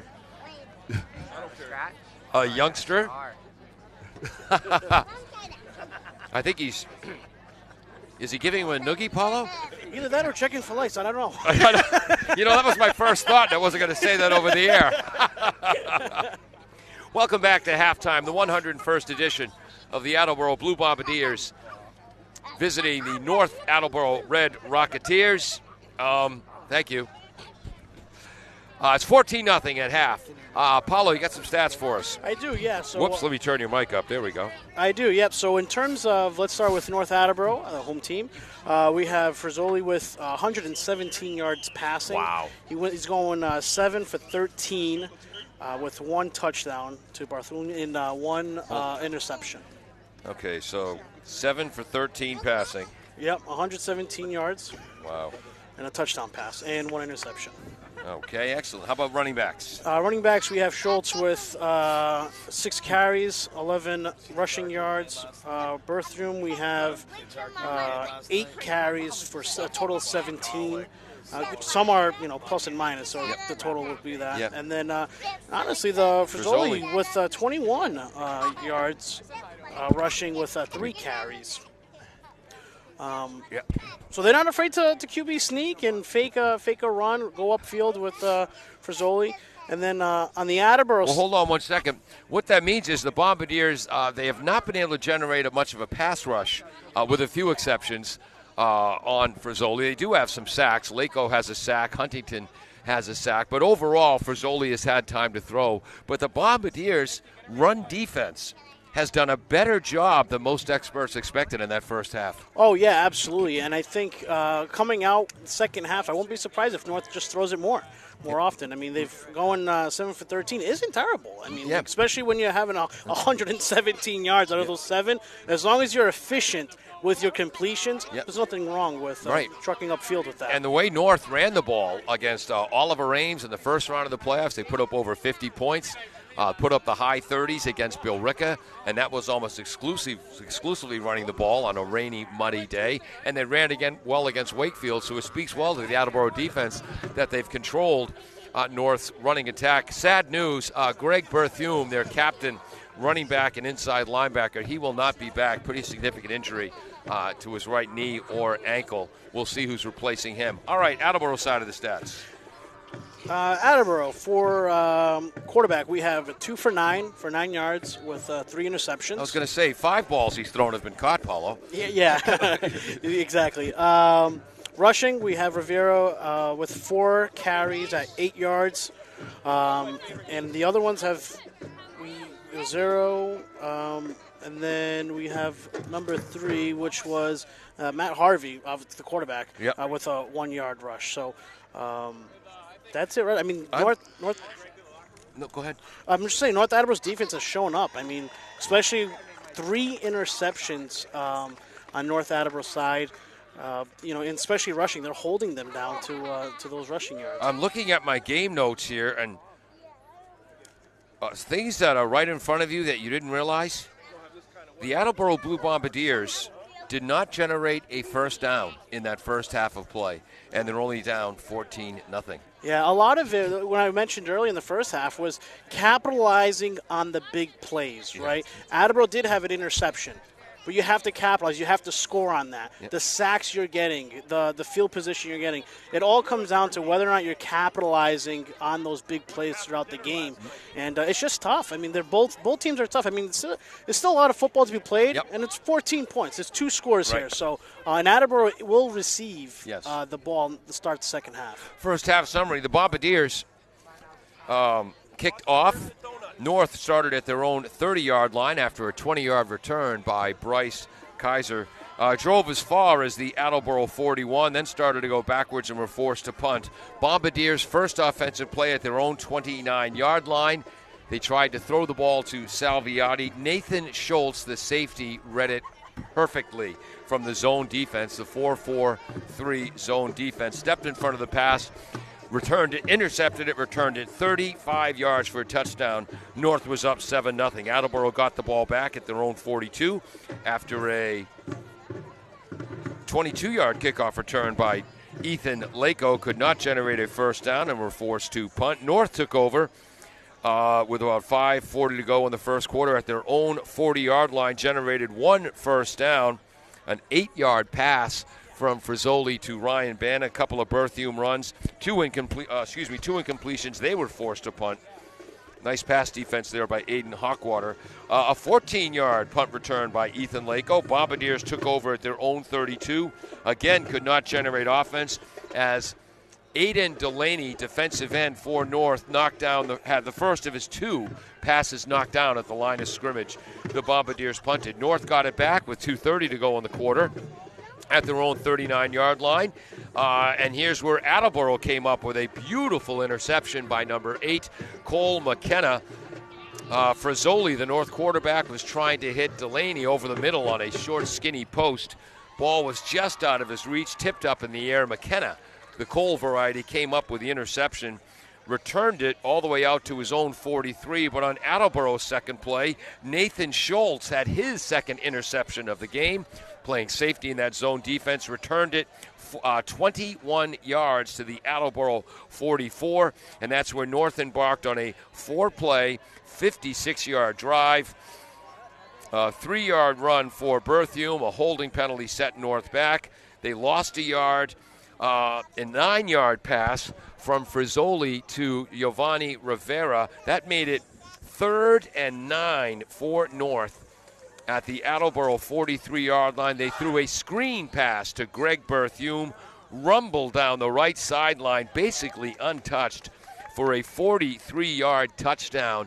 Tremendous blocking by Gallagher, Leary, Matson, Locke, and McLaughlin on that. The PAT by Clemente was good, 14-0. Attleboro, after another pass knocked down by Delaney, was forced to punt. North couldn't generate a first down because of a Spencer Shirk sack and Cole McKenna pass defense and pass defense. That led to another North punt. Attleboro got the ball back at midfield, great position, but on second down, a 3rd interception of the half. This time, Chris Hanowich, the 5'10", 180-pound junior. North then went on a 12-play, 71-yard drive, but big defensive plays by Ethan Lako, Jackson Huntington, and on 4th and 8 from the 17, great pass defense by Spencer Shirk generated the turnover on downs. Attleboro then ran out the clock to end the first half. Absolutely. You know, what I like on Attleboro, too, obviously Ethan Lako's doing a great job being a ball hawk, breaking through the line of scrimmage. Coverage-wise, I really like Cole McKenna on his coverage here. I mean, you see him with the interception, but he's also maintaining his assignment throughout the game, which is really important. And then offensively on North Attleboro, I mean, over 30 plays offensively on North Attleboro. And, I mean, going into the half, that's how you control a game, right? You control it by the time you have the ball, time of possession. So North Attleboro's doing just that with over 30 plays in the first half. And they do a lot of motion. They like to motion that slot in and out. They'll adjust the entire formation at the line of scrimmage. So that's it's tough on a defense to just to adjust to offenses in general. But when you switch an entire formation in one, you only have 3-4 seconds, if that, to really adjust and figure out what assignments you're going to have. Yeah, they've gone with 4 wide receivers, and North has also gone with a 2 tight end, triple I formation, the tank. It is 14-0 North over Attleboro here at the halftime of the 101st Thanksgiving Day meeting between these two teams. I'm Paul Healy, along with Paulo Seguero. Jim Jones, the engineer in charge. Dave Angel is the director of the broadcast. James Friedman on camera. Austin Ricketts on camera down in the field. Peter Bray running our graphics. We'll take a break and come back on the other side. Bristol Glass, 110 North Main Street in Attleboro, has supported local high school sports for many years. Bristol Glass has been chosen for glass replacement projects for home and business for over 60 years. From shower doors to auto glass and mirror replacement, Bristol Glass is ready to do the job. They accept most insurance plans and serve several communities around the Attleboro area. They're open weekdays from 8 a.m. to 4:30 p.m. You can contact them at 508-222-5810 and on the web at bristolglass.com. Are you looking for meal options for you and your family? Consider Rico's Subs and Pizza on Route 1 in North Attleboro. Open since 1971 and a proud sponsor of high school sports in the Attleboro area. Rico's cooks up many flavors of pizzas, subs, and calzones, all in-store and using fresh ingredients. They're open Monday through Saturday from 11 a.m. to 10 p.m. and Sundays 12 noon to 10 p.m. You can also order ahead by calling 508-695-1296. Are you looking for meal options for you and your family? Consider Rico's Subs and Pizza on Route 1 in North Attleboro. Open since 1971 and a proud sponsor of high school sports in the Attleboro area. Rico's cooks up many flavors of pizzas, subs, and calzones, all in-store and using fresh ingredients. They're open Monday through Saturday from 11 a.m. to 10 p.m. and Sundays 12 noon to 10 p.m. You can also order ahead by calling 508-695-1296. Does your back hurt after a long night's sleep? Has your mattress seen better days? Is your current bedroom furniture a mixture of different furniture sets? The Bedding Center, located on Pleasant Street and proud sponsor of this radio station and high school sports, offers a wide array of mattresses along with beds, bedroom furniture, and odd-sized mattresses and box springs. You can reach them online at bedding-center.com or by phone at 508-226-8090. Claudino's Auto Repair, located at 310 South Main Street in Attleboro, is celebrating 26 years in the auto and truck repair business. Over the years, John Claudino and his team of mechanics have worked to build a long-lasting rapport with their customers. From oil changes to diagnostics, transmissions, and routine maintenance on foreign and domestic cars and trucks, Claudino's will keep your vehicle running. Claudino's Auto Repair, 508-226-8545 or at claudinosautorepair.com.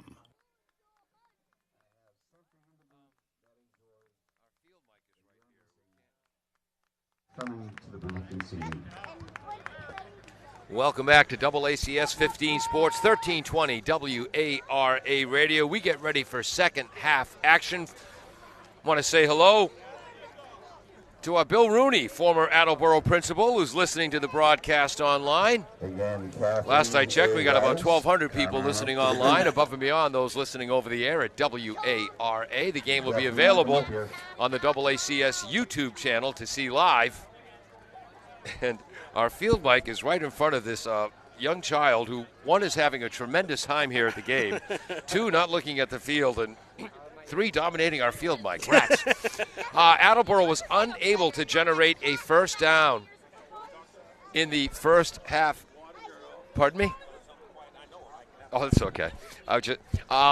Unable to generate a first down in that first half. They put in some new wrinkles here for this big Thanksgiving Day game on North Attleboro. I wonder if in the second half they're going to go back to their old, more usual playbook.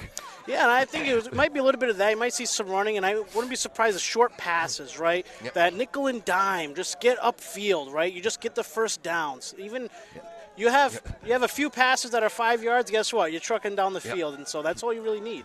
Greg Berthium for North is back on the sidelines on crutches, so obviously won't be in. By the way, if you were trying to get some peroxide or blonde hair dye in a North Attleboro drugstore recently, good luck with that, because a number of the North Attleboro players have dyed their hair blonde. Here comes the kickoff into the wind, left to right. It's a squib kick, fielded at his own 25-yard line is Aiden Pantages, all the way out to the 40. And Aiden is still on his feet, driving to the 44-yard line. That is decisive football by Aiden Pantages, scooping up the ground ball like a shortstop and dashing straight upfield. No twinkle toes, just straight ahead. That's straight upfield, and that's playing through the whistle, right? Yep. Play through that whistle, or maybe play to the whistle. Maybe that's better.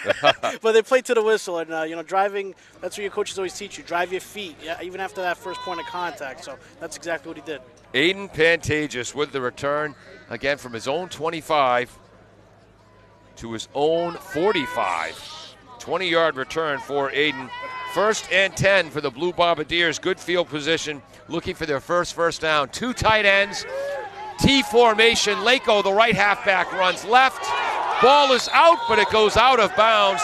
Fumble caused by Hanowich. Initial hit made by Ryan Bannon. Also number 30, just Julian House. No gain. Number 7, Chris Hanowich. So that's a no splits, 2 tight ends, T formation. Think Syracuse in the 1940s. Now Rivera, the left halfback, runs right, bounces off a tackler, gets out near midfield. It'll be 3rd and 6. Tackle by number 89, Ian Delaney. Gain of. Whoops. They're just giving him 3rd and 7. Rivera for 3 yards. Bombardiers their own 48. Again, 2 tight ends. They give to the fullback. Brody McKenna running straight ahead. Gets over midfield. Not enough for a first down. Number 30, Jordan House. 4th down and 4. And it's going to be 4th and 4 for the Bombardiers. See if they keep their offense out there. And now Lako limping towards the sidelines, but he's going to stay in. Nope, he goes down. And I think Attleboro they're bringing in a bunch of new players.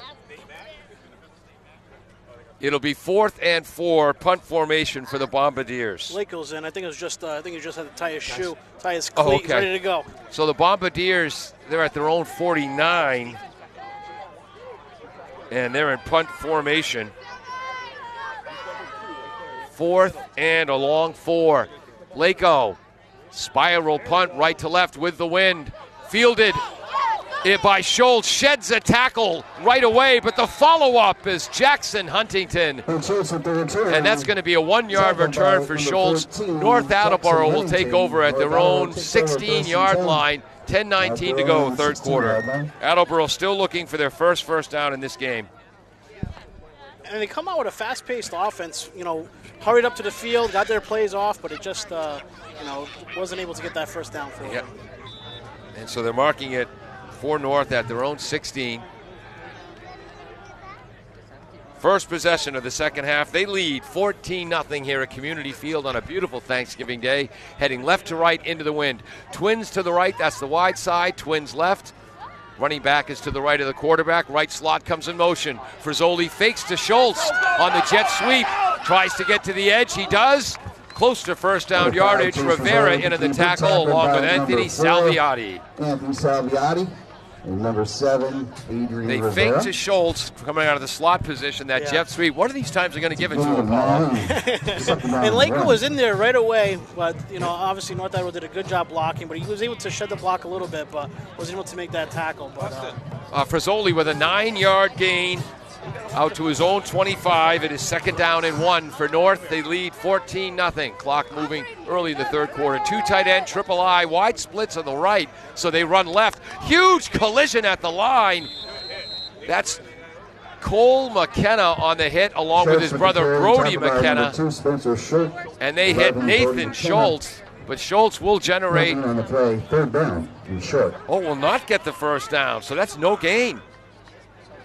So the McKenna brothers combining 3rd and short. This is a huge play, Paulo. This is a huge play. It's a huge play. It's a huge series right now. It's decent field position if they can get this ball and turn it over.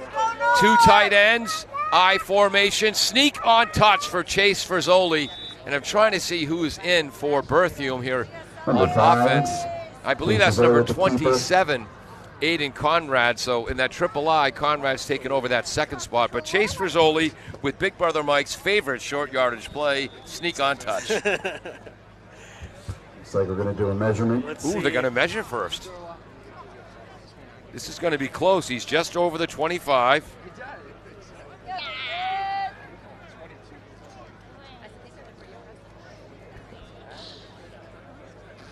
Whoops. And now my father was on the chain gang at Westboro High for 40 years, 64 to 2004. They moved a lot quicker than that. Come on, gentlemen, let's go. You're part of the officiating crew. Let's see what we got here. And it's going to be short by about, what do you think, 5 or 6 inches, Paulo? Let's round up. Let's say 6. So the sneak on touch not working, and it's going to be 4th. Send it! And less than 1 from their own 20, just over their own 25-yard line. This is crucial, too, for North Attleboro. Do you go for it, or do you punt it with that 4th and short now? 14-0 lead, and they're going to go. They're sticking with the offense, probably trying to draw them off sides. 2 tight ends, wide splits on the right, tight splits on the left of the line, triple I. And they give to Schultz running left, hit in the backfield by the blitzing Adrian Rivera. Turnover on downs. Bombardiers have the ball at the 22-yard line of North. What a play by Rivera. This is a huge deciding series right now for Attleboro. You need to come out ready to go, I would hurry up offense. We want to catch them off guard. Because this is great field position for Attleboro right now. It's probably the best field position they've had all game. Rivera came screaming off the edge against that triple I. That's a 4-yard loss. Bombardiers, 8:40 to go in the third quarter. They trail by 2 scores. Have the ball 1st and 10 at the 21 of North. 8:40 to go on the clock in the quarter. A counter to Lako in the backfield. He's going to be stacked up. Again, Bombardiers still looking for their first down. Aiden Delaney in there, along with outside linebacker Julian House. 2nd and 10, Bombardiers, or 2nd and a long 9. I guess we'll be generous and give Ethan 1 yard and call it 2nd and 9 for the 20. 14-0 North. Clock moving as we approach 8 minutes to go in the quarter. Guys, right below our field light, guys. Rivera's confused. Pistol formation. He's the only back. 2 tight ends. McKenna comes in motion to the right, creating trips right. He has him. Post. He has him. Salviati jumps up. What a catch by Salviati against tremendous defense. North thinks they caught it as well, but if both players have it, it goes to the offense. Salviati ripped that away from Hanowich. Attleboro had all 3 receivers on the right. Salviati, one of the slots, ran a post to the left. It is 1st and goal. Bombardiers inside the 1. First down of the game. Harvey to Salviati for 19 yards. Run right up the middle. Wing T formation. Right wing comes in motion left. They give to Rivera running right. Touchdown Rivera. I believe the left guard pulled for the Bombardiers. That would be Haste. As Rivera follows Riendo. Haste, Miranda, Fitzgerald, and Tatro into the end zone. 14-6 as suddenly the Bombardiers are back in it. A big 4th down stop by Rivera. A 19-yard completion from Harvey to Salviati when he tore the ball away from Hanowich to give him 1st and goal at the 1 and the Rivera touchdown. And the thing about this, like I mentioned, beginning of this series, capitalizing on the big plays is what's going to make a difference. North Attleboro goes for that. They miss the 4th down, and Attleboro capitalizes. Salviati will kick. Hawkwater will hold. Looks to the right. No good. The kick is no good. The long snap was made by Nathan Lally, and that is a huge missed extra point. North with a 14-6 lead over the Bombardiers. 7:20 to go, third quarter. We'll keep it here. Paulo. Absolutely. And again, like I said, the big plays that comes down to this winning this game is going to be those that can capitalize on either interceptions, turnovers, 4th downs. Those are the plays that's going to make the difference. Right here, this series right here was a great example of that. North Attleboro goes for the 4th down. They miss it. Leaves Attleboro with great field position. They take and capitalize on it. Let's go, Big Red! They didn't just miss that first down. They lost 4 yards on yeah, that. absolutely. Thank you.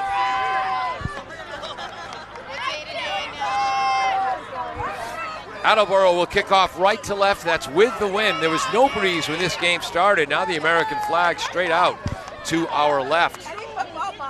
So this will be Salviati kicking off right to left. Anthony was the outstanding player of the game for Attleboro last season. For North, number 2 Schultz and 4 Kaiser. A lot of clean jerseys out there in the kickoff team, but of course Brody McKenna is still out there. Here comes Salviati. Shirk's still out there.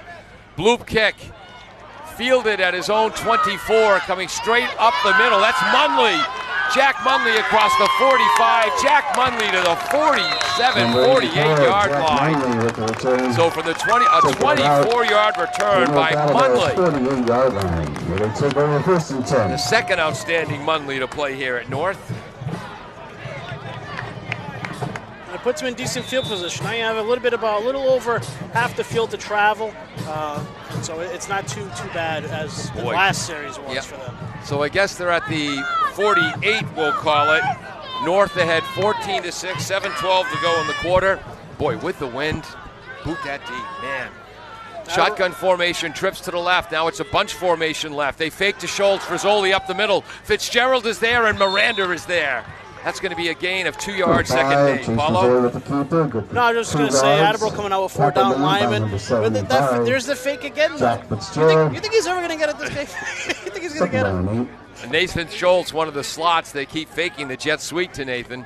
Maybe they're setting him up. But Frizzoli running more often today, especially with Berthume out of the game. I formation, no tight ends. So 2 wide out, slot left. Schultz tries to go inside left, bounces it outside, gets to the edge, lowers his shoulder. Big collision with Schultz and Anthony Salviati. It's going to be balls at the 45 of Attleboro. It's going to be 3rd and 3. 5 yards for Schultz. And Anthony Salviati is psyched. And the great thing is I see here at Attleboro's defense, it's that pursuit, it's the team tackling. Everyone goes to the ball, goes to the carrier. That's how defense should be played. Miranda and Tatro are the tackles right now.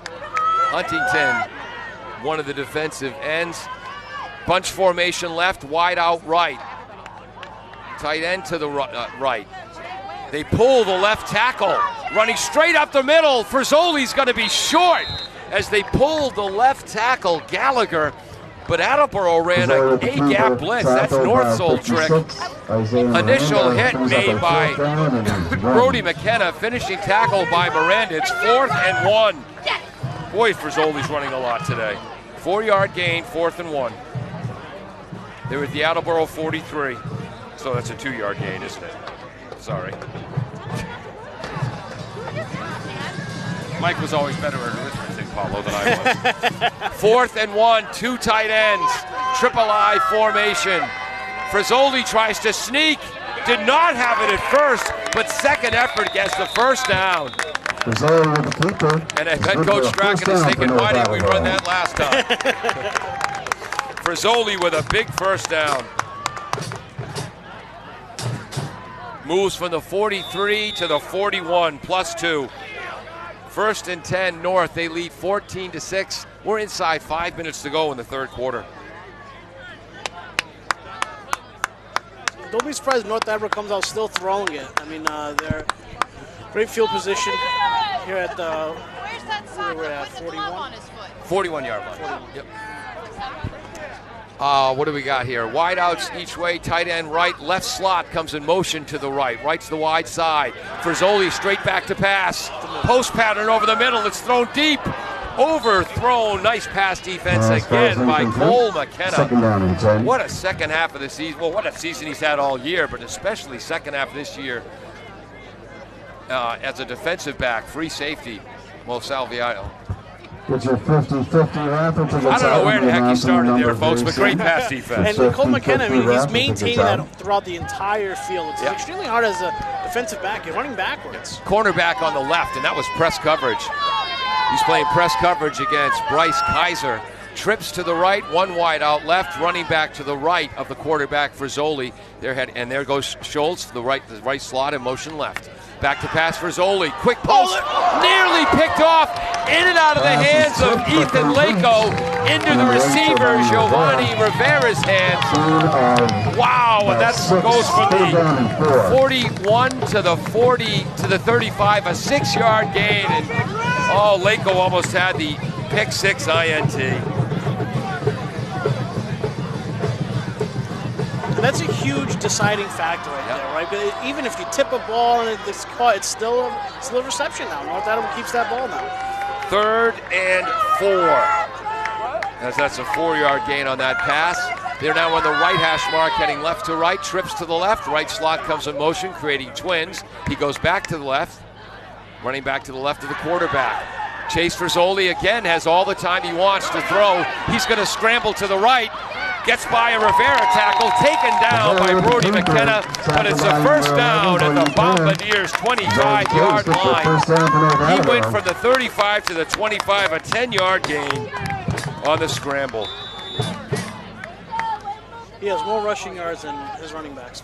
Wow. What does he have so far, Paulo? He has 46 yards rushing, 46 with 8 attempts.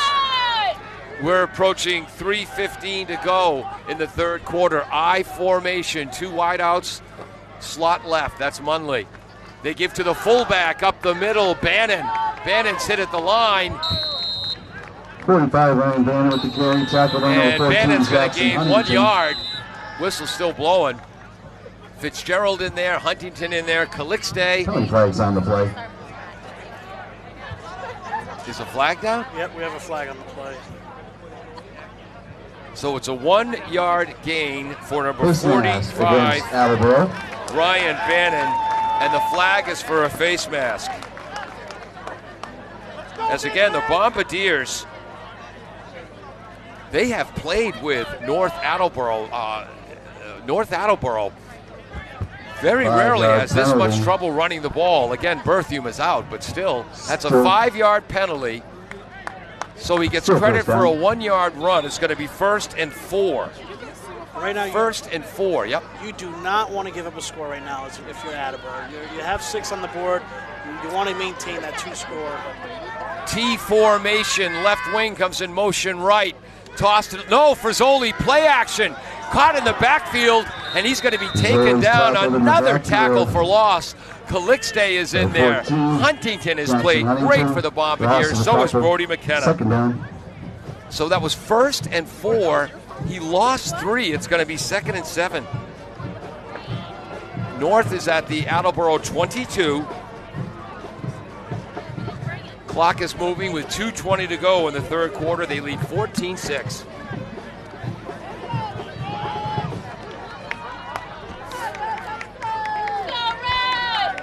Where's Frizzoli? Shotgun for, no, he's under center.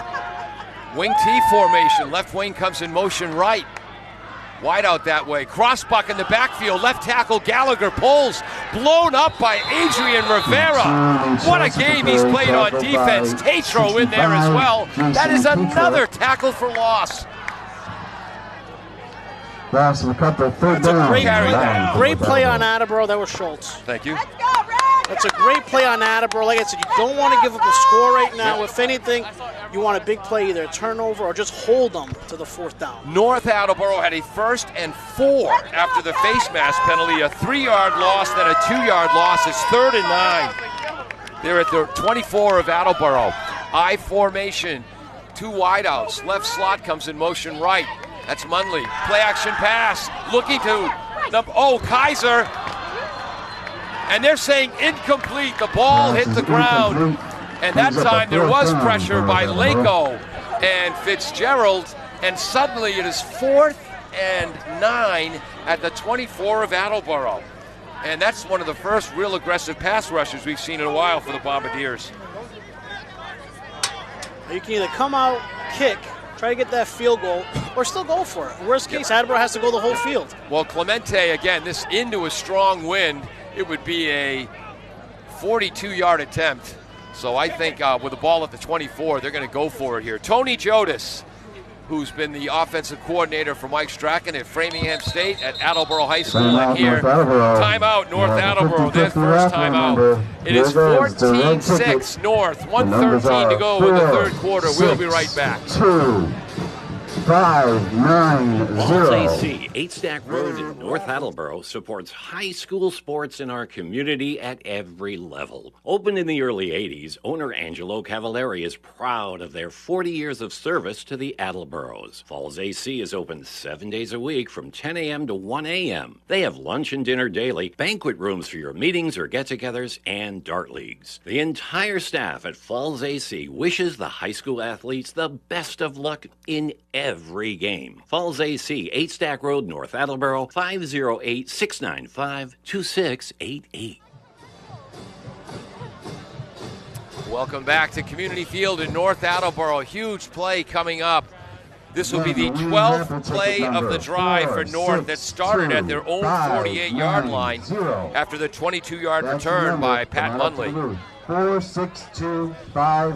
Jack Munley. 4th and 9. They're at the Bombardiers 24. Frizzoli, the sophomore quarterback, in the shotgun formation. Kind of a bunch formation to the left. Ramirez playing press coverage, as is McKenna on the left. Back to pass is Frizzoli. Rushed by Rivera. Knocks the ball loose. Another defensive play by Adrian Rivera. Frizzoli fumbles but recovers it. A turnover on down. A sack for Rivera.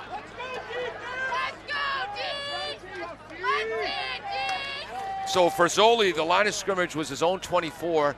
Now it's back at the 32. So that's a loss of 8 on the fumble. 1st and 10, Bombardiers, their own 32-yard line. They trail 14-6. 1:07 to go, third quarter. That was a 12-play drive and another turnover on downs. Attleboro with twins both ways. Rivera, the running back, to the right. Swing pass to the right. Caught by Rivera to the wide side. Slips on the community field turf. Gets to the 35 for a gain of 3. It'll be 2nd and 7. Attleboro's first offensive play at home this year against Bishop Fee, and they ran that play for a fumble. Things didn't look good, and then they came all the way back to beat Fee, and it's going to be 2nd and 7. Play like that's tough because you got your guy in motion, rather a guy running full speed trying to make that, so it can be tough. 2nd and 7, their own 35, 4-man front for North. Bunch formation to the right. Slot comes in motion left. That's Lako. Cuts up field. Big hit. Initial hit was made by Conrad, but with that huge cast, he couldn't wrap. And finishing off the tackle, number 89, Delaney, and 55, Caden Leary, who's outstanding. 3rd and 5, so we give 2 yards to Lako on that run. Big play coming up, 3rd and 5. Absolutely. You need your first down here. You need to keep working up the field, especially having 6 points. You want to get another points on the board. You need to score again right here. This series is huge for Attleboro. And that ends the third quarter. When we begin the fourth, it'll be 3rd down and 5 for the Bombardiers, their own 37. We'll be right back after this on AACS 15 Sports. W.H. Riley is here when it comes to heating your home or business this winter. W.H. Riley & Son always welcomes new customers. They're a family-run business serving the Attleboro area since 1873. They offer heating oil and propane with 24-hour emergency service. For more information, you can contact them at 508-699-4651 or their website, whriley.com. W.H. Riley & Son, 35 Chestnut Street, Street, North Attleboro, a company Greater Attleboro residents have called on since 1873.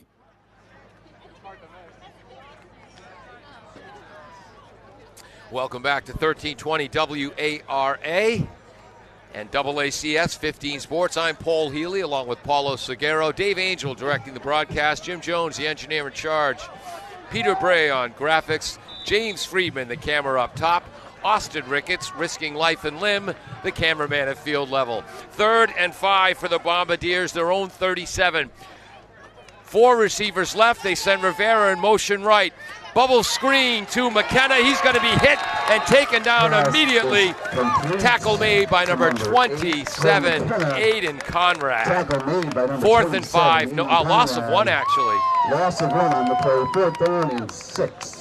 So I believe that pass was to McKenna, the Cody, where is it here? Get out of there.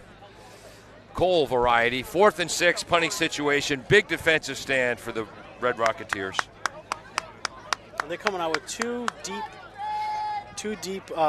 returners and one about halfway. Lako takes his time. Well kicked. Fielded at his own 32. Is this Schultz? No, that's number 7, Hanowich. Nice tackle made by number 30 for the Bombardiers. 30. Casey Victorio, who has been a terror on special teams all year long. You know, and I've said it time and time again, especially it's just as important as offense and defense. That's what's setting you up for your series. This field position right here. So the Red Rocketeers have the ball here starting the 4th quarter. 11-11 to go in the 4th. It is 1st and 10 North at their own 43. Shotgun formation, twins each way. Right slot, Schultz comes in motion. Oh. That time he went to give it to Schultz, who wasn't ready for it. And the ball is fumbled. Oh, Brody McKenna just missed coming up with that. Who's at the bottom of this pile? It's a close one. If North has this ball, that is a huge... Oh, who recovered that for North? And that was... Schultz got it back after fumbling it, but that's a loss of 2. Paulo, we said it's only a matter of time till they give it to Nathan in that situation, except Nathan wasn't expecting it. Well, you probably figured you guys have been faking it to me all game.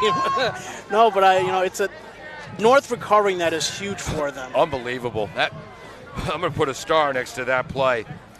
2nd and 12, their own 41. Frizzoli back to pass, going deep. Giovanni's out there. Oh, couldn't hold on. Giovanni Rivera. Ramirez on the coverage for the Bombardiers. In the words of Maxwell Smart, missed it by that much. Ask your grandparents, kids. 3rd down, 12 yards to go. So that's 2 huge plays. Exactly. If that ball is caught, that's possibly a touchdown, if not huge field position for North Attleboro. And that time Rivera was behind Attleboro's Ramirez, is one of the best cornerbacks that Coach Jim Winters for Attleboro has ever coached. You don't see that often. Twins, right slot Schultz in motion. Screen pass left to Schultz after the fake, and he drops the ball. No, that's not a fumble. That was a forward pass. Why didn't they blow the whistle? That was obviously a forward pass. They called it a catch and a fumble. That was an incompletion. 4th down for North Attleboro. Well, that's the first time they've complained about the officials, and it only makes a difference of 1 yard. But that should have been an incomplete pass. They're calling it a completion. I'll give it to the players. They're literally playing to the whistle. They didn't hear a whistle. You know what? Let's keep playing. That's exactly what they did. So that's a loss of 1. 4th and 13 for North, their own 40. Inside 10 minutes to go on the clock. Back to punt is number 9 and this is Reed Collins, the senior, and he's run into, and there's a flag, and this might be a big one. Great punt by Reed Collins. Bombardiers went for the block. Ed Groves, the official, personal foul, roughing the kicker, 1st down. Oh, gosh. Tremendous defensive stand by Attleboro, and it all goes for naught because of a personal foul roughing the kicker. It's really hard. It's really hard on a player like that. You're running full speed trying to get the block. it's so tough stopping on a dime in a situation like that. Well, you can't jump at the kicker. You have to jump kind of across. Yeah, exactly. Where the ball's going to be, and they jumped straight for it, missed the block, and went right into the knees of the kicker. The good news is Reed Collins is not hurt. But I just wrote in my notes for Attleboro fans the horror after a great 4-down series. Roughing the kicker gives North a first down at the plus 45. They're at the 45 of Attleboro. 1st and 10. Attleboro stacking the line with 4 down linemen. 2 tight ends, triple I. They run short side with Schultz. Schultz gets to the edge. Knocked out of bounds by Salviati, but a good gain for Schultz. Interesting, on one side of the line of scrimmage, they use wide splits. That's on the left. The other side, tight splits. They ran left, the short side. And that's Schultz with a 7-yard gain, 2nd and 3. And great offensive blocking on North Attleboro. I mean, especially running full speed out there, making that run lane for Schultz makes a huge difference. They're at the 38 of Attleboro. Triple I, 2 tight ends, same play to Schultz, short side, has a huge hole. First down run, tackled by Spencer Shirk. Tremendous job on the left side of the line by Gallagher. Leary, the center, Lucas Matson. And who's the tight end over there? Munley, Jack Munley. And that's a first down. They move from the 38 to the 25. So that's a 13-yard gain? No. Yes, 13-yard gain for Schultz. So 20 yards rushing on the last 2 carries for Schultz. North ahead 14-6. We're inside 9 minutes to go. They stick with the 2 tight ends. 3 running backs. They give it to the fullback up front this time, and there's going to be maybe 1-yard gain with forward momentum. Initial hit made down low. Tackled by number 7. Rivera's in there, and also number 56, Miranda. So the carry by 45, Ryan Bannon. Gain of 1, 2nd and 9. So Bannon is the front back in that I. The middle back replacing Berthiaume is Aiden Conrad, the tailback, Schultz. At the 24, they run left again, the short side. It's worked for them. Schultz get to the edge. Rivera with the initial hit, and then Schultz takes huge hits. Ramirez boxes him in. By numbers 5, Aiden Ramirez, and 7, Eden Rivera. Ramirez, Shirk, and Rivera in there in the tackle. Gain of 2, 3rd and 7.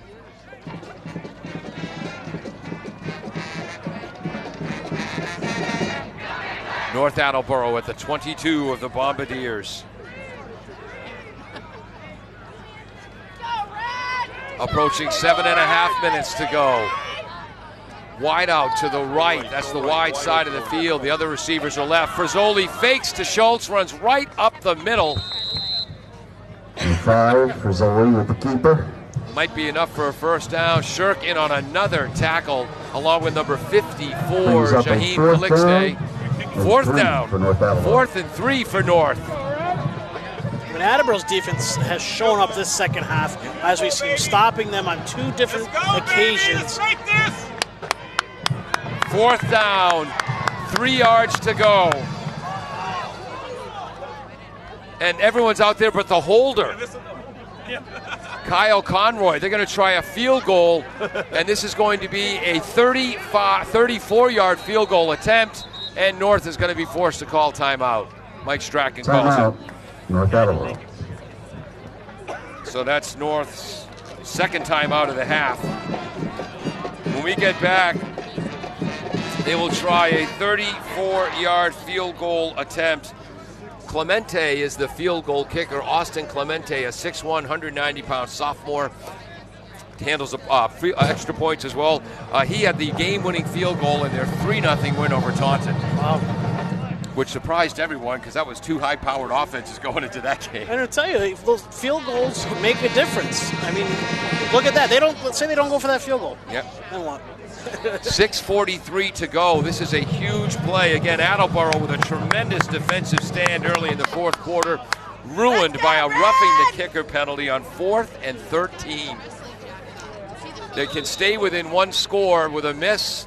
If the field goal is good, it makes it a 17-6 game. Clemente is back from the left hash mark with the win, 34 yards away. Low snap, nails the kick. That is through the uprights. The long snap by Lucas Matson, the hold by Conroy, and the 34-yard field goal drilled for a 17-6 lead. Those 3 points can make a huge difference after. You know, I know there's a lot of footballs left to be played, but... Well, not that much anymore, Apollo. Only 6:40 to go. Anything could happen, Paul. Yeah. Anything could happen in 6 minutes.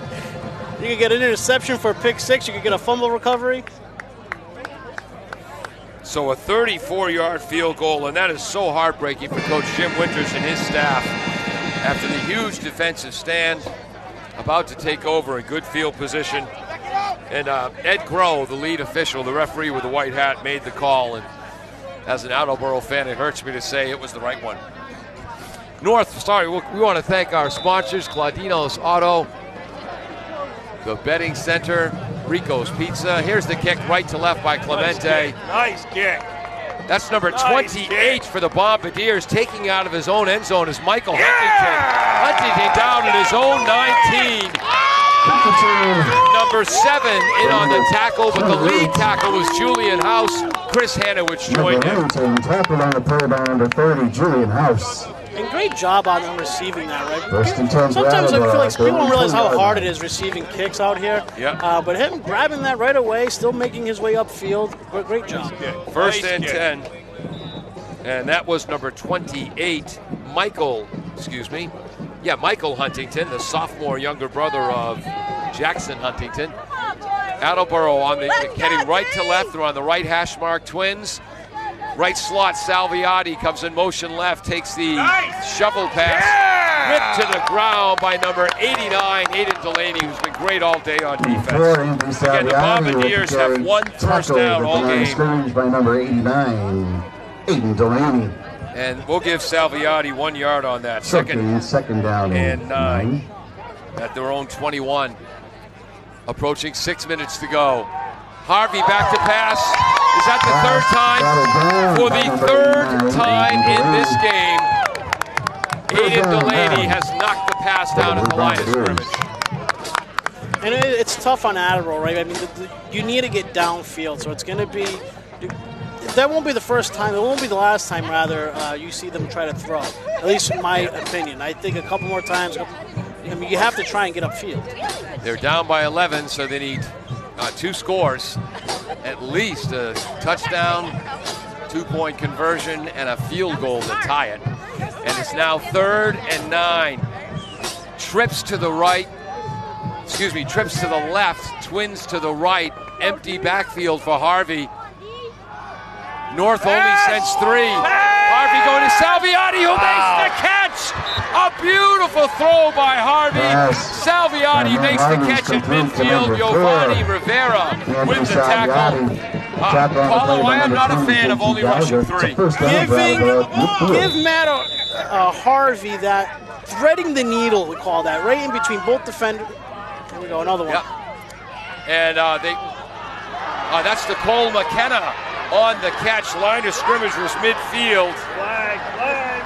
Flag is down late as it's getting chippy. So that was a pass is complete for first down. 29-yard gain on the pass to Salviati. And then Harvey goes to Cole McKenna.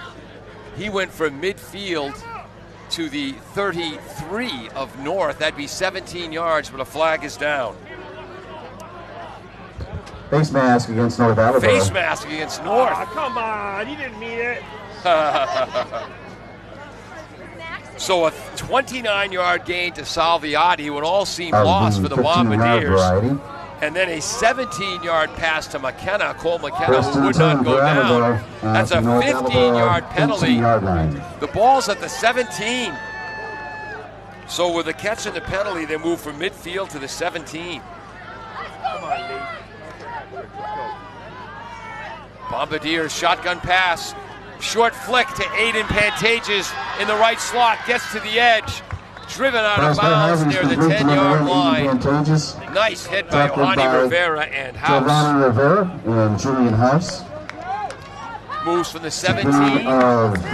And the Attleboro going no huddle. That's a 9-yard gain. 9, second down and 1.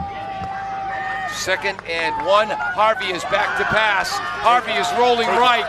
Nice block by Tatro. Harvey tries to run, slips and falls. By Harvey. But he should have enough for the first down inside the 10. Inside the 10. First and goal. And the thing as a quarterback, he's going through his progressions, right? He has his primary, his secondary, check down, doesn't see anything he likes, decides to take it himself in there. I believe he's at the 7-yard line. Shotgun snap, trips left, twins right. Throws over the middle, pass is caught in the end zone. Brody McKenna with the touchdown, his 2nd touchdown reception of the year, 15th touchdown pass of the year for Harvey, and the Bombardiers have to go for 2. What a drive by Matt Harvey. 29-yard pass to Salviati, 17-yard pass to Cole McKenna plus the flag, 9-yard pass to Aiden Pantages, a scramble for a first down, and then the 7-yard touchdown pass from Harvey to Brody McKenna, and now they've got to go for 2. Harvey gets the call from Coach Jim Winters.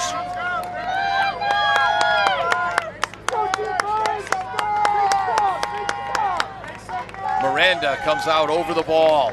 Boy, Riendo, the substitute left tackle, he has exceeded my expectations today. Watch the left side. 4 receivers to the right, 1 to the left. Harvey looks that way, fade to the corner, too far.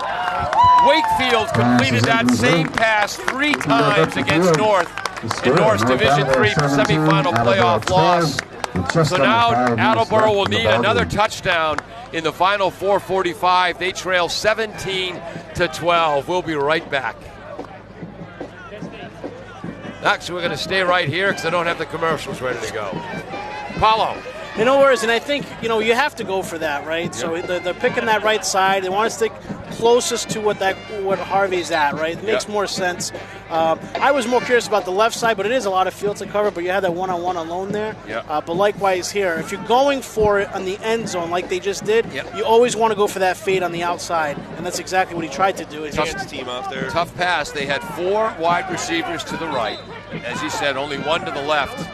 The farthest receiver out there was Ramirez, a great talent for the Bombardiers. Harvey's throw just a bit high, but the coverage was there as well for North. It's a great drive on Harvey, bringing his offense all the way downfield and making that score. 4:45 to go in the ball game. 17 for North Attleboro, 12 for the Bombardiers. And Attleboro, they did not have a first down in this game until 8 minutes to go in the 3rd quarter. The 19-yard pass to Salviati, now a 29-yard pass. Onside kick, fielded by number 10, Nate McDonald. Nate McDonald took the ball away from his teammate, Mike Simonian, and like a center fielder calling off the right fielder, Simonian started to reach for it. McDonald called for it. Simonian pulled back. McDonald made the play. Now, onside kicks are so hard. As a kicker, the goal is you want to hit the top of that football, but the coverage has to be on that football for that first 10 yards. Was it 10 yards, right, Paul? Yeah. So you have that first coverage for 10 yards on that onside, but it's so difficult executing that. North, their own 45-yard line. 1st and 10, triple I, 4:44 to go on the clock. And they give to Schultz running left behind Gallagher, which they've done all day. Sheds the McKenna tackle attempt in the backfield. Fitzgerald, Salviati, and Rivera bring him down. But Nathan Schultz moves from his own 45 to the Attleboro 47. That's 8 yards. What do you have for Schultz rushing? 40 yards rushing, 13 attempts. Wow. 2nd down, 2 yards to go for North on the Attleboro side of the field at the 47. And that triple I they've run behind the tight end Munley, the left tackle Gallagher, and the left guard Leary. Again, Leary was a tight end coming into the season. They needed help on the line. He volunteered to move, and boy, has he done the job today. Triple I, 2 tight ends. Toss this time to Schultz. Ramirez forces him inside. Rivera makes the tackle on a first down run for Nathan Schultz. Doesn't matter if it's the short side of the field, they want to run left. Yeah, and North Ad will run the ball almost every single play, probably downfield, unless they need that first down, or if it's a mid type of down. 4-yard gain as they move to the 43 of the Bombardiers. Clock is now at 3:40 and moving. Coming out of the ball over the center, number 60, Lucas Matson, the junior. 2 tight ends, left hash mark, 3 running backs in an I formation. Schultz runs right up the middle, and Schultz is going to get 3 yards to the 40-yard line. I call that the L train because the left guard is Leary, the right guard is Locke, the center is Lucas Matson. 3 L's, that's the L train. Timeout, was that the Bombardiers? Yeah, it was. Timeout Attleboro with 3:17 to go. We'll be right back. Are you looking for meal options for you and your family? Consider Rico's Subs and Pizza on Route 1 in North Attleboro. Open since 1971 and a proud sponsor of high school sports in the Attleboro area. Rico's cooks up many flavors of pizzas, subs, and calzones, all in-store and using fresh ingredients. They're open Monday through Saturday from 11 a.m. to 10 p.m. and Sundays 12 noon to 10 p.m. You can also order ahead by calling 508-695-1296. Welcome back to AACS 15 Sports, 1320 WARA Radio. Second and a long 7 for North Attleboro at the Attleboro 41. 2 tight ends, triple I formation. Attleboro's entire, again the toss left to Schultz. Ramirez keeps him inside. Ramirez was held. Is there a flag? A flag might have come in late as Ramirez was held. Schultz with the carry. And now they throw an extra flag. Leave out the name, but number 27 clearly held Ramirez on that toss to the left. The referee threw a late flag. Number 27 had something to say to the ref, and then another flag came out. And again, he's got that big club cast on his right hand. He just grabbed Ramirez with his left arm, an obvious hold. Holding against North Attleboro. That's an unsportsmanlike conduct. That's maybe 25 yards worth of penalties. That changes field position big time for. And again, if I can see, no, that wasn't a block. That was a tackle. Clock stopped with 3:09 to go. 25 yards in penalties since the unsportsmanlike conduct happened after the play ended. It's 2 penalties: holding and unsportsmanlike conduct. It'll be a second down and long.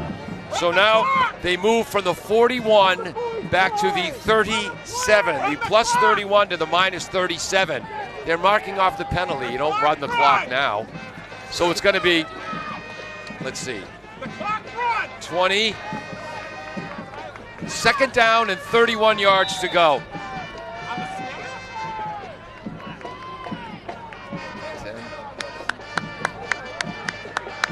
30. It's closer to second and 34 after the flags. Triple I formation, 3:09 to go on the clock. The right guard pulls as the fullback runs right up the middle. Rivera with another tackle. Lako finishes him off. That's Ryan Bannon moving from his own 30.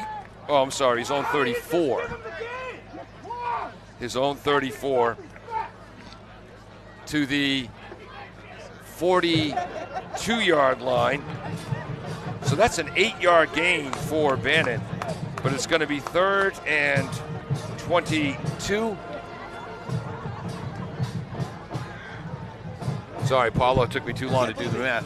No worries at all. We're having at third down right now, 3rd and 29. Yep. You are. Huge play for Attleboro right here. Another timeout for Attleboro with 2:59 to go. North leading 17-12. Should have given the score more for the radio audience. They have a 3rd down. 10. Yeah, I've got a 3rd and about 22. 3rd and 22. Trips to the right. Munley's the tight end left. Frizzoli back to pass. Frizzoli has plenty of time. Throws over the middle. Nathan Schultz makes the catch wide open. Runs to the left corner. Slides down inbounds. Tackles Salviati.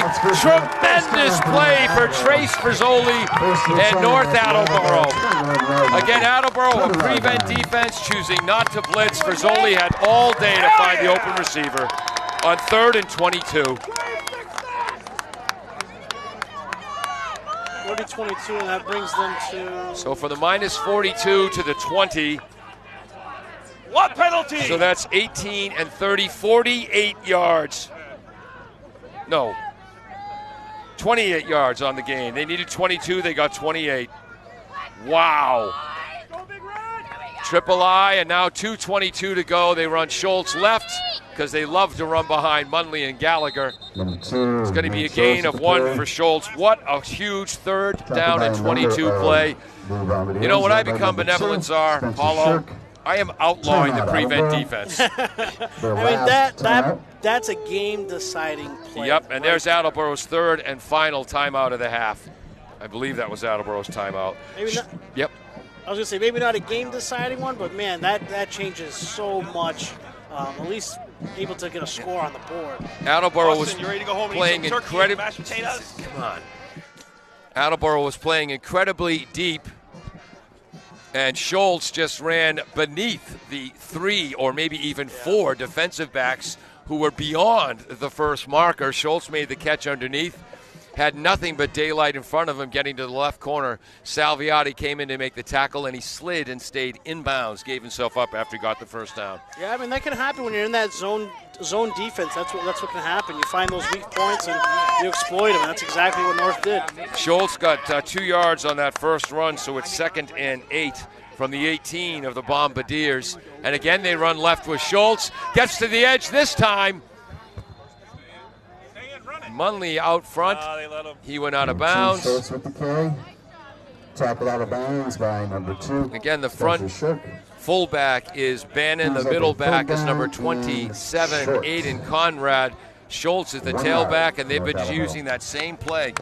Either toss left or handoff to the left out of that triple I 2 tight end. They don't care that it's the short side of the field. They want to run behind Munley, Gallagher, and Leary. And that's what it comes down to, following some of the best blockers that they have, and that's exactly what they've done all game. He was knocked out of bounds, so the clock stops at 2:10, but it's 3rd and 1, so that means a 7-yard gain for Schultz on that last play. And there, at about the Bombardier 11. 2 tight ends, triple I. Frizzoli, this time they do run right with Schultz. Hitting the backfield, but he might have enough for the first down. Number 2 needs Schultz with the carry. Rivera in on there in the tackle, along with McKenna, and a first down. That time they run right behind Locke, McLaughlin, and Delaney. Huge 3rd down conversion for Schultz. Moves from the 11 to the 9. We'll give him 2 yards, but it was closer to 1.5. He's 1st and goal for North. 1, 2, 3, 4, 5, 6, 7, 8, 9, 10. 10th play of the drive. They lead 17-12. Clock moving with 1:40 to go. And Mike Strachan will go to the victory formation. No need to run up the score. Attleboro is out of timeouts, and it's 1st and goal from the 9. So the Bombardiers made a gallant comeback after the 34-yard field goal by Clemente to make it 17-6. They drove 80 yards in just 7 plays.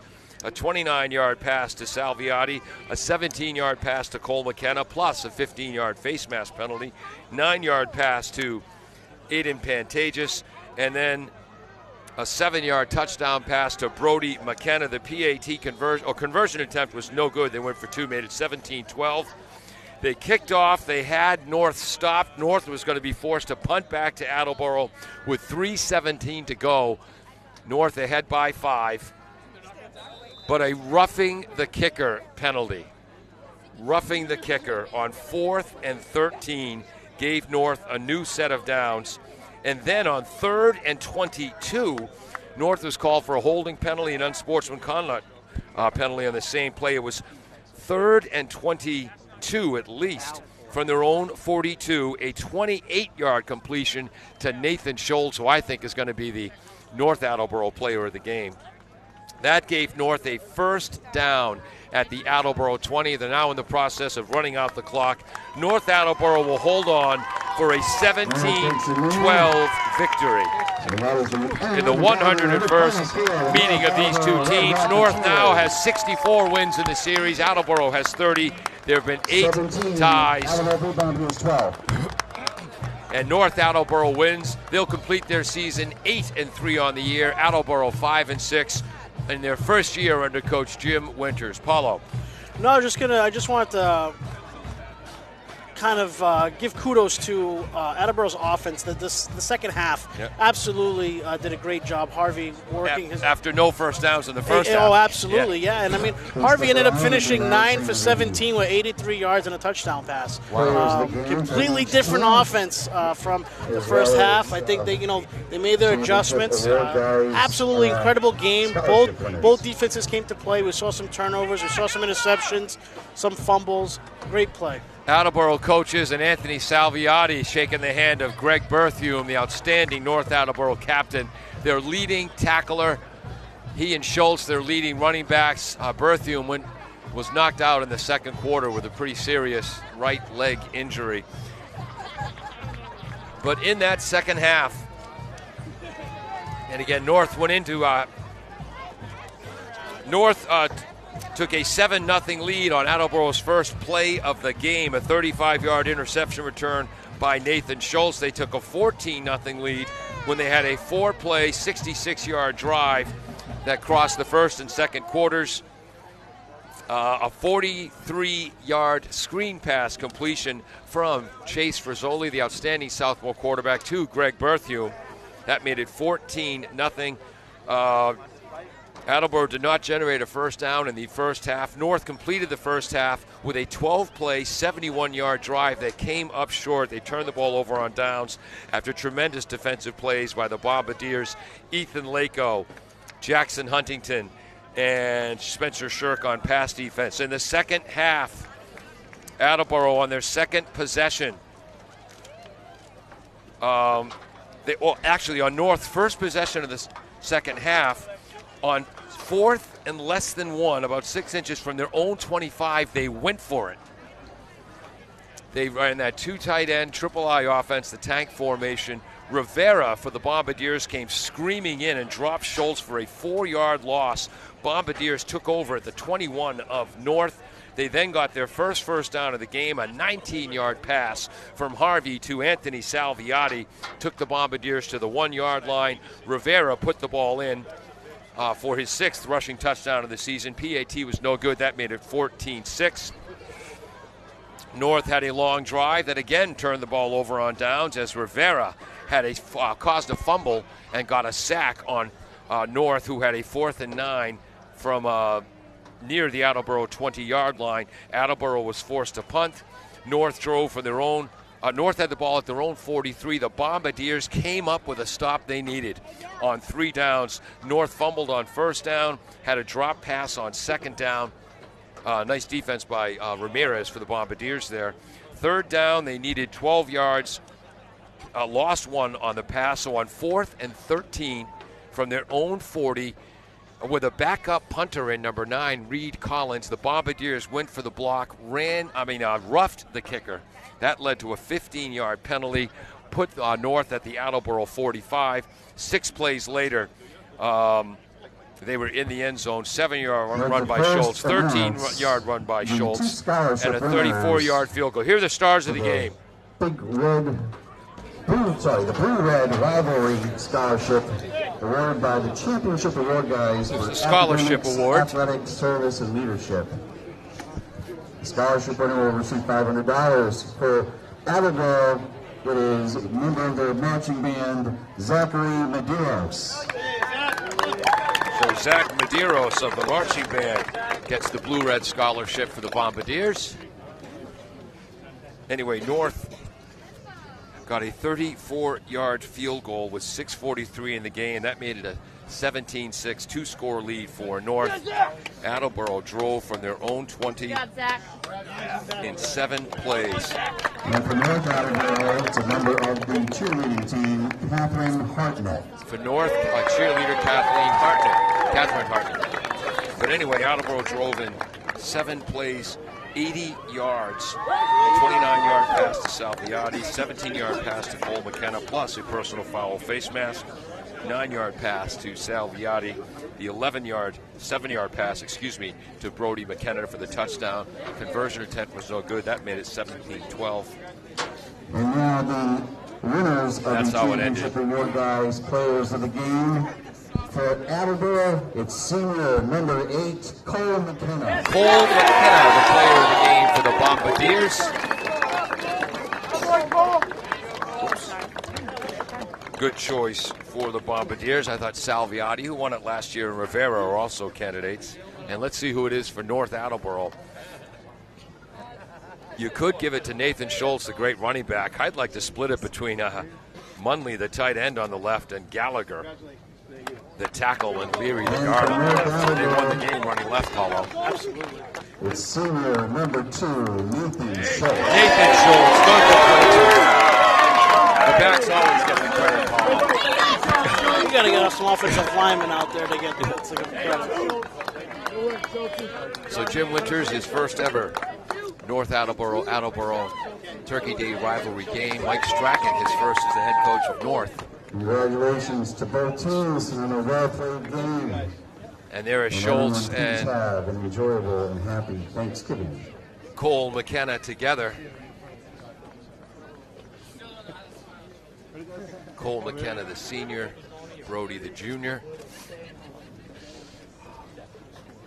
But again, the play of the game, again, it looked like Attleboro had North stopped on a 3rd and 22 from their own 42. And the sophomore Chase Rizzoli, what were his final stats? Yeah, Chase Rizzoli, a 28-yard completion to Nathan Schultz. Heck, that play alone, they've earned Nathan Schultz player of the game. With 151 passing yards. He forgot it at school. And he ended up with 35 rushing yards as well. And he ran a lot more than expected. He was their leading rusher. Hogo Award will go to the North Attleboro Red Rocketeers. And there's Hilda being presented. And the team in red will have bragging rights for 364 more days, Paulo. Yeah, and I think Attleboro has nothing to be embarrassed about or ashamed about. They played an absolutely incredible game. 17-12. They come back. They fight the whole second half. There's just a couple plays that were just big plays that were made on both teams. Both teams had sacks. Both teams had interceptions. And that's what it comes down to, capitalizing on those plays. But like I said in the beginning, we both said in the beginning, Paul, it's great football was going to be played today, and I think we saw that. Wow. Hey, we got a text here. Happy Thanksgiving, Paul Healy, listening from Staten Island, New York. I think they meant to say Paul Healy and Paulo Seguero. That's okay. But thank you so much for tuning in. So that's going to do it for us. I want to thank our crew, Jim Jones, the engineer in charge, Dave Angel, the director, Peter Bray on graphics, James Friedman, the camera up top, Austin Ricketts risking his life with the camera on the field level. I'm Paul Healy. He's Paulo Seguero. Thank you so much for joining us here on Thanksgiving morning. I hope you all get enough to eat.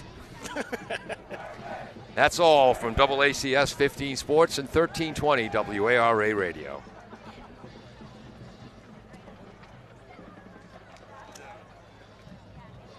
Falls AC, 8 Stack Road in North Attleboro, supports high school sports in our community at every level. Opened in the early 80s, owner Angelo Cavallari is proud of their 40 years of service to the Attleboros. Falls AC is open 7 days a week from 10 a.m. to 1 a.m. They have lunch and dinner daily, banquet rooms for your meetings or get-togethers, and dart leagues. The entire staff at Falls AC wishes the high school athletes the best of luck in every game. Falls AC, 8 Stack Road, North Attleboro, 508-695-2688.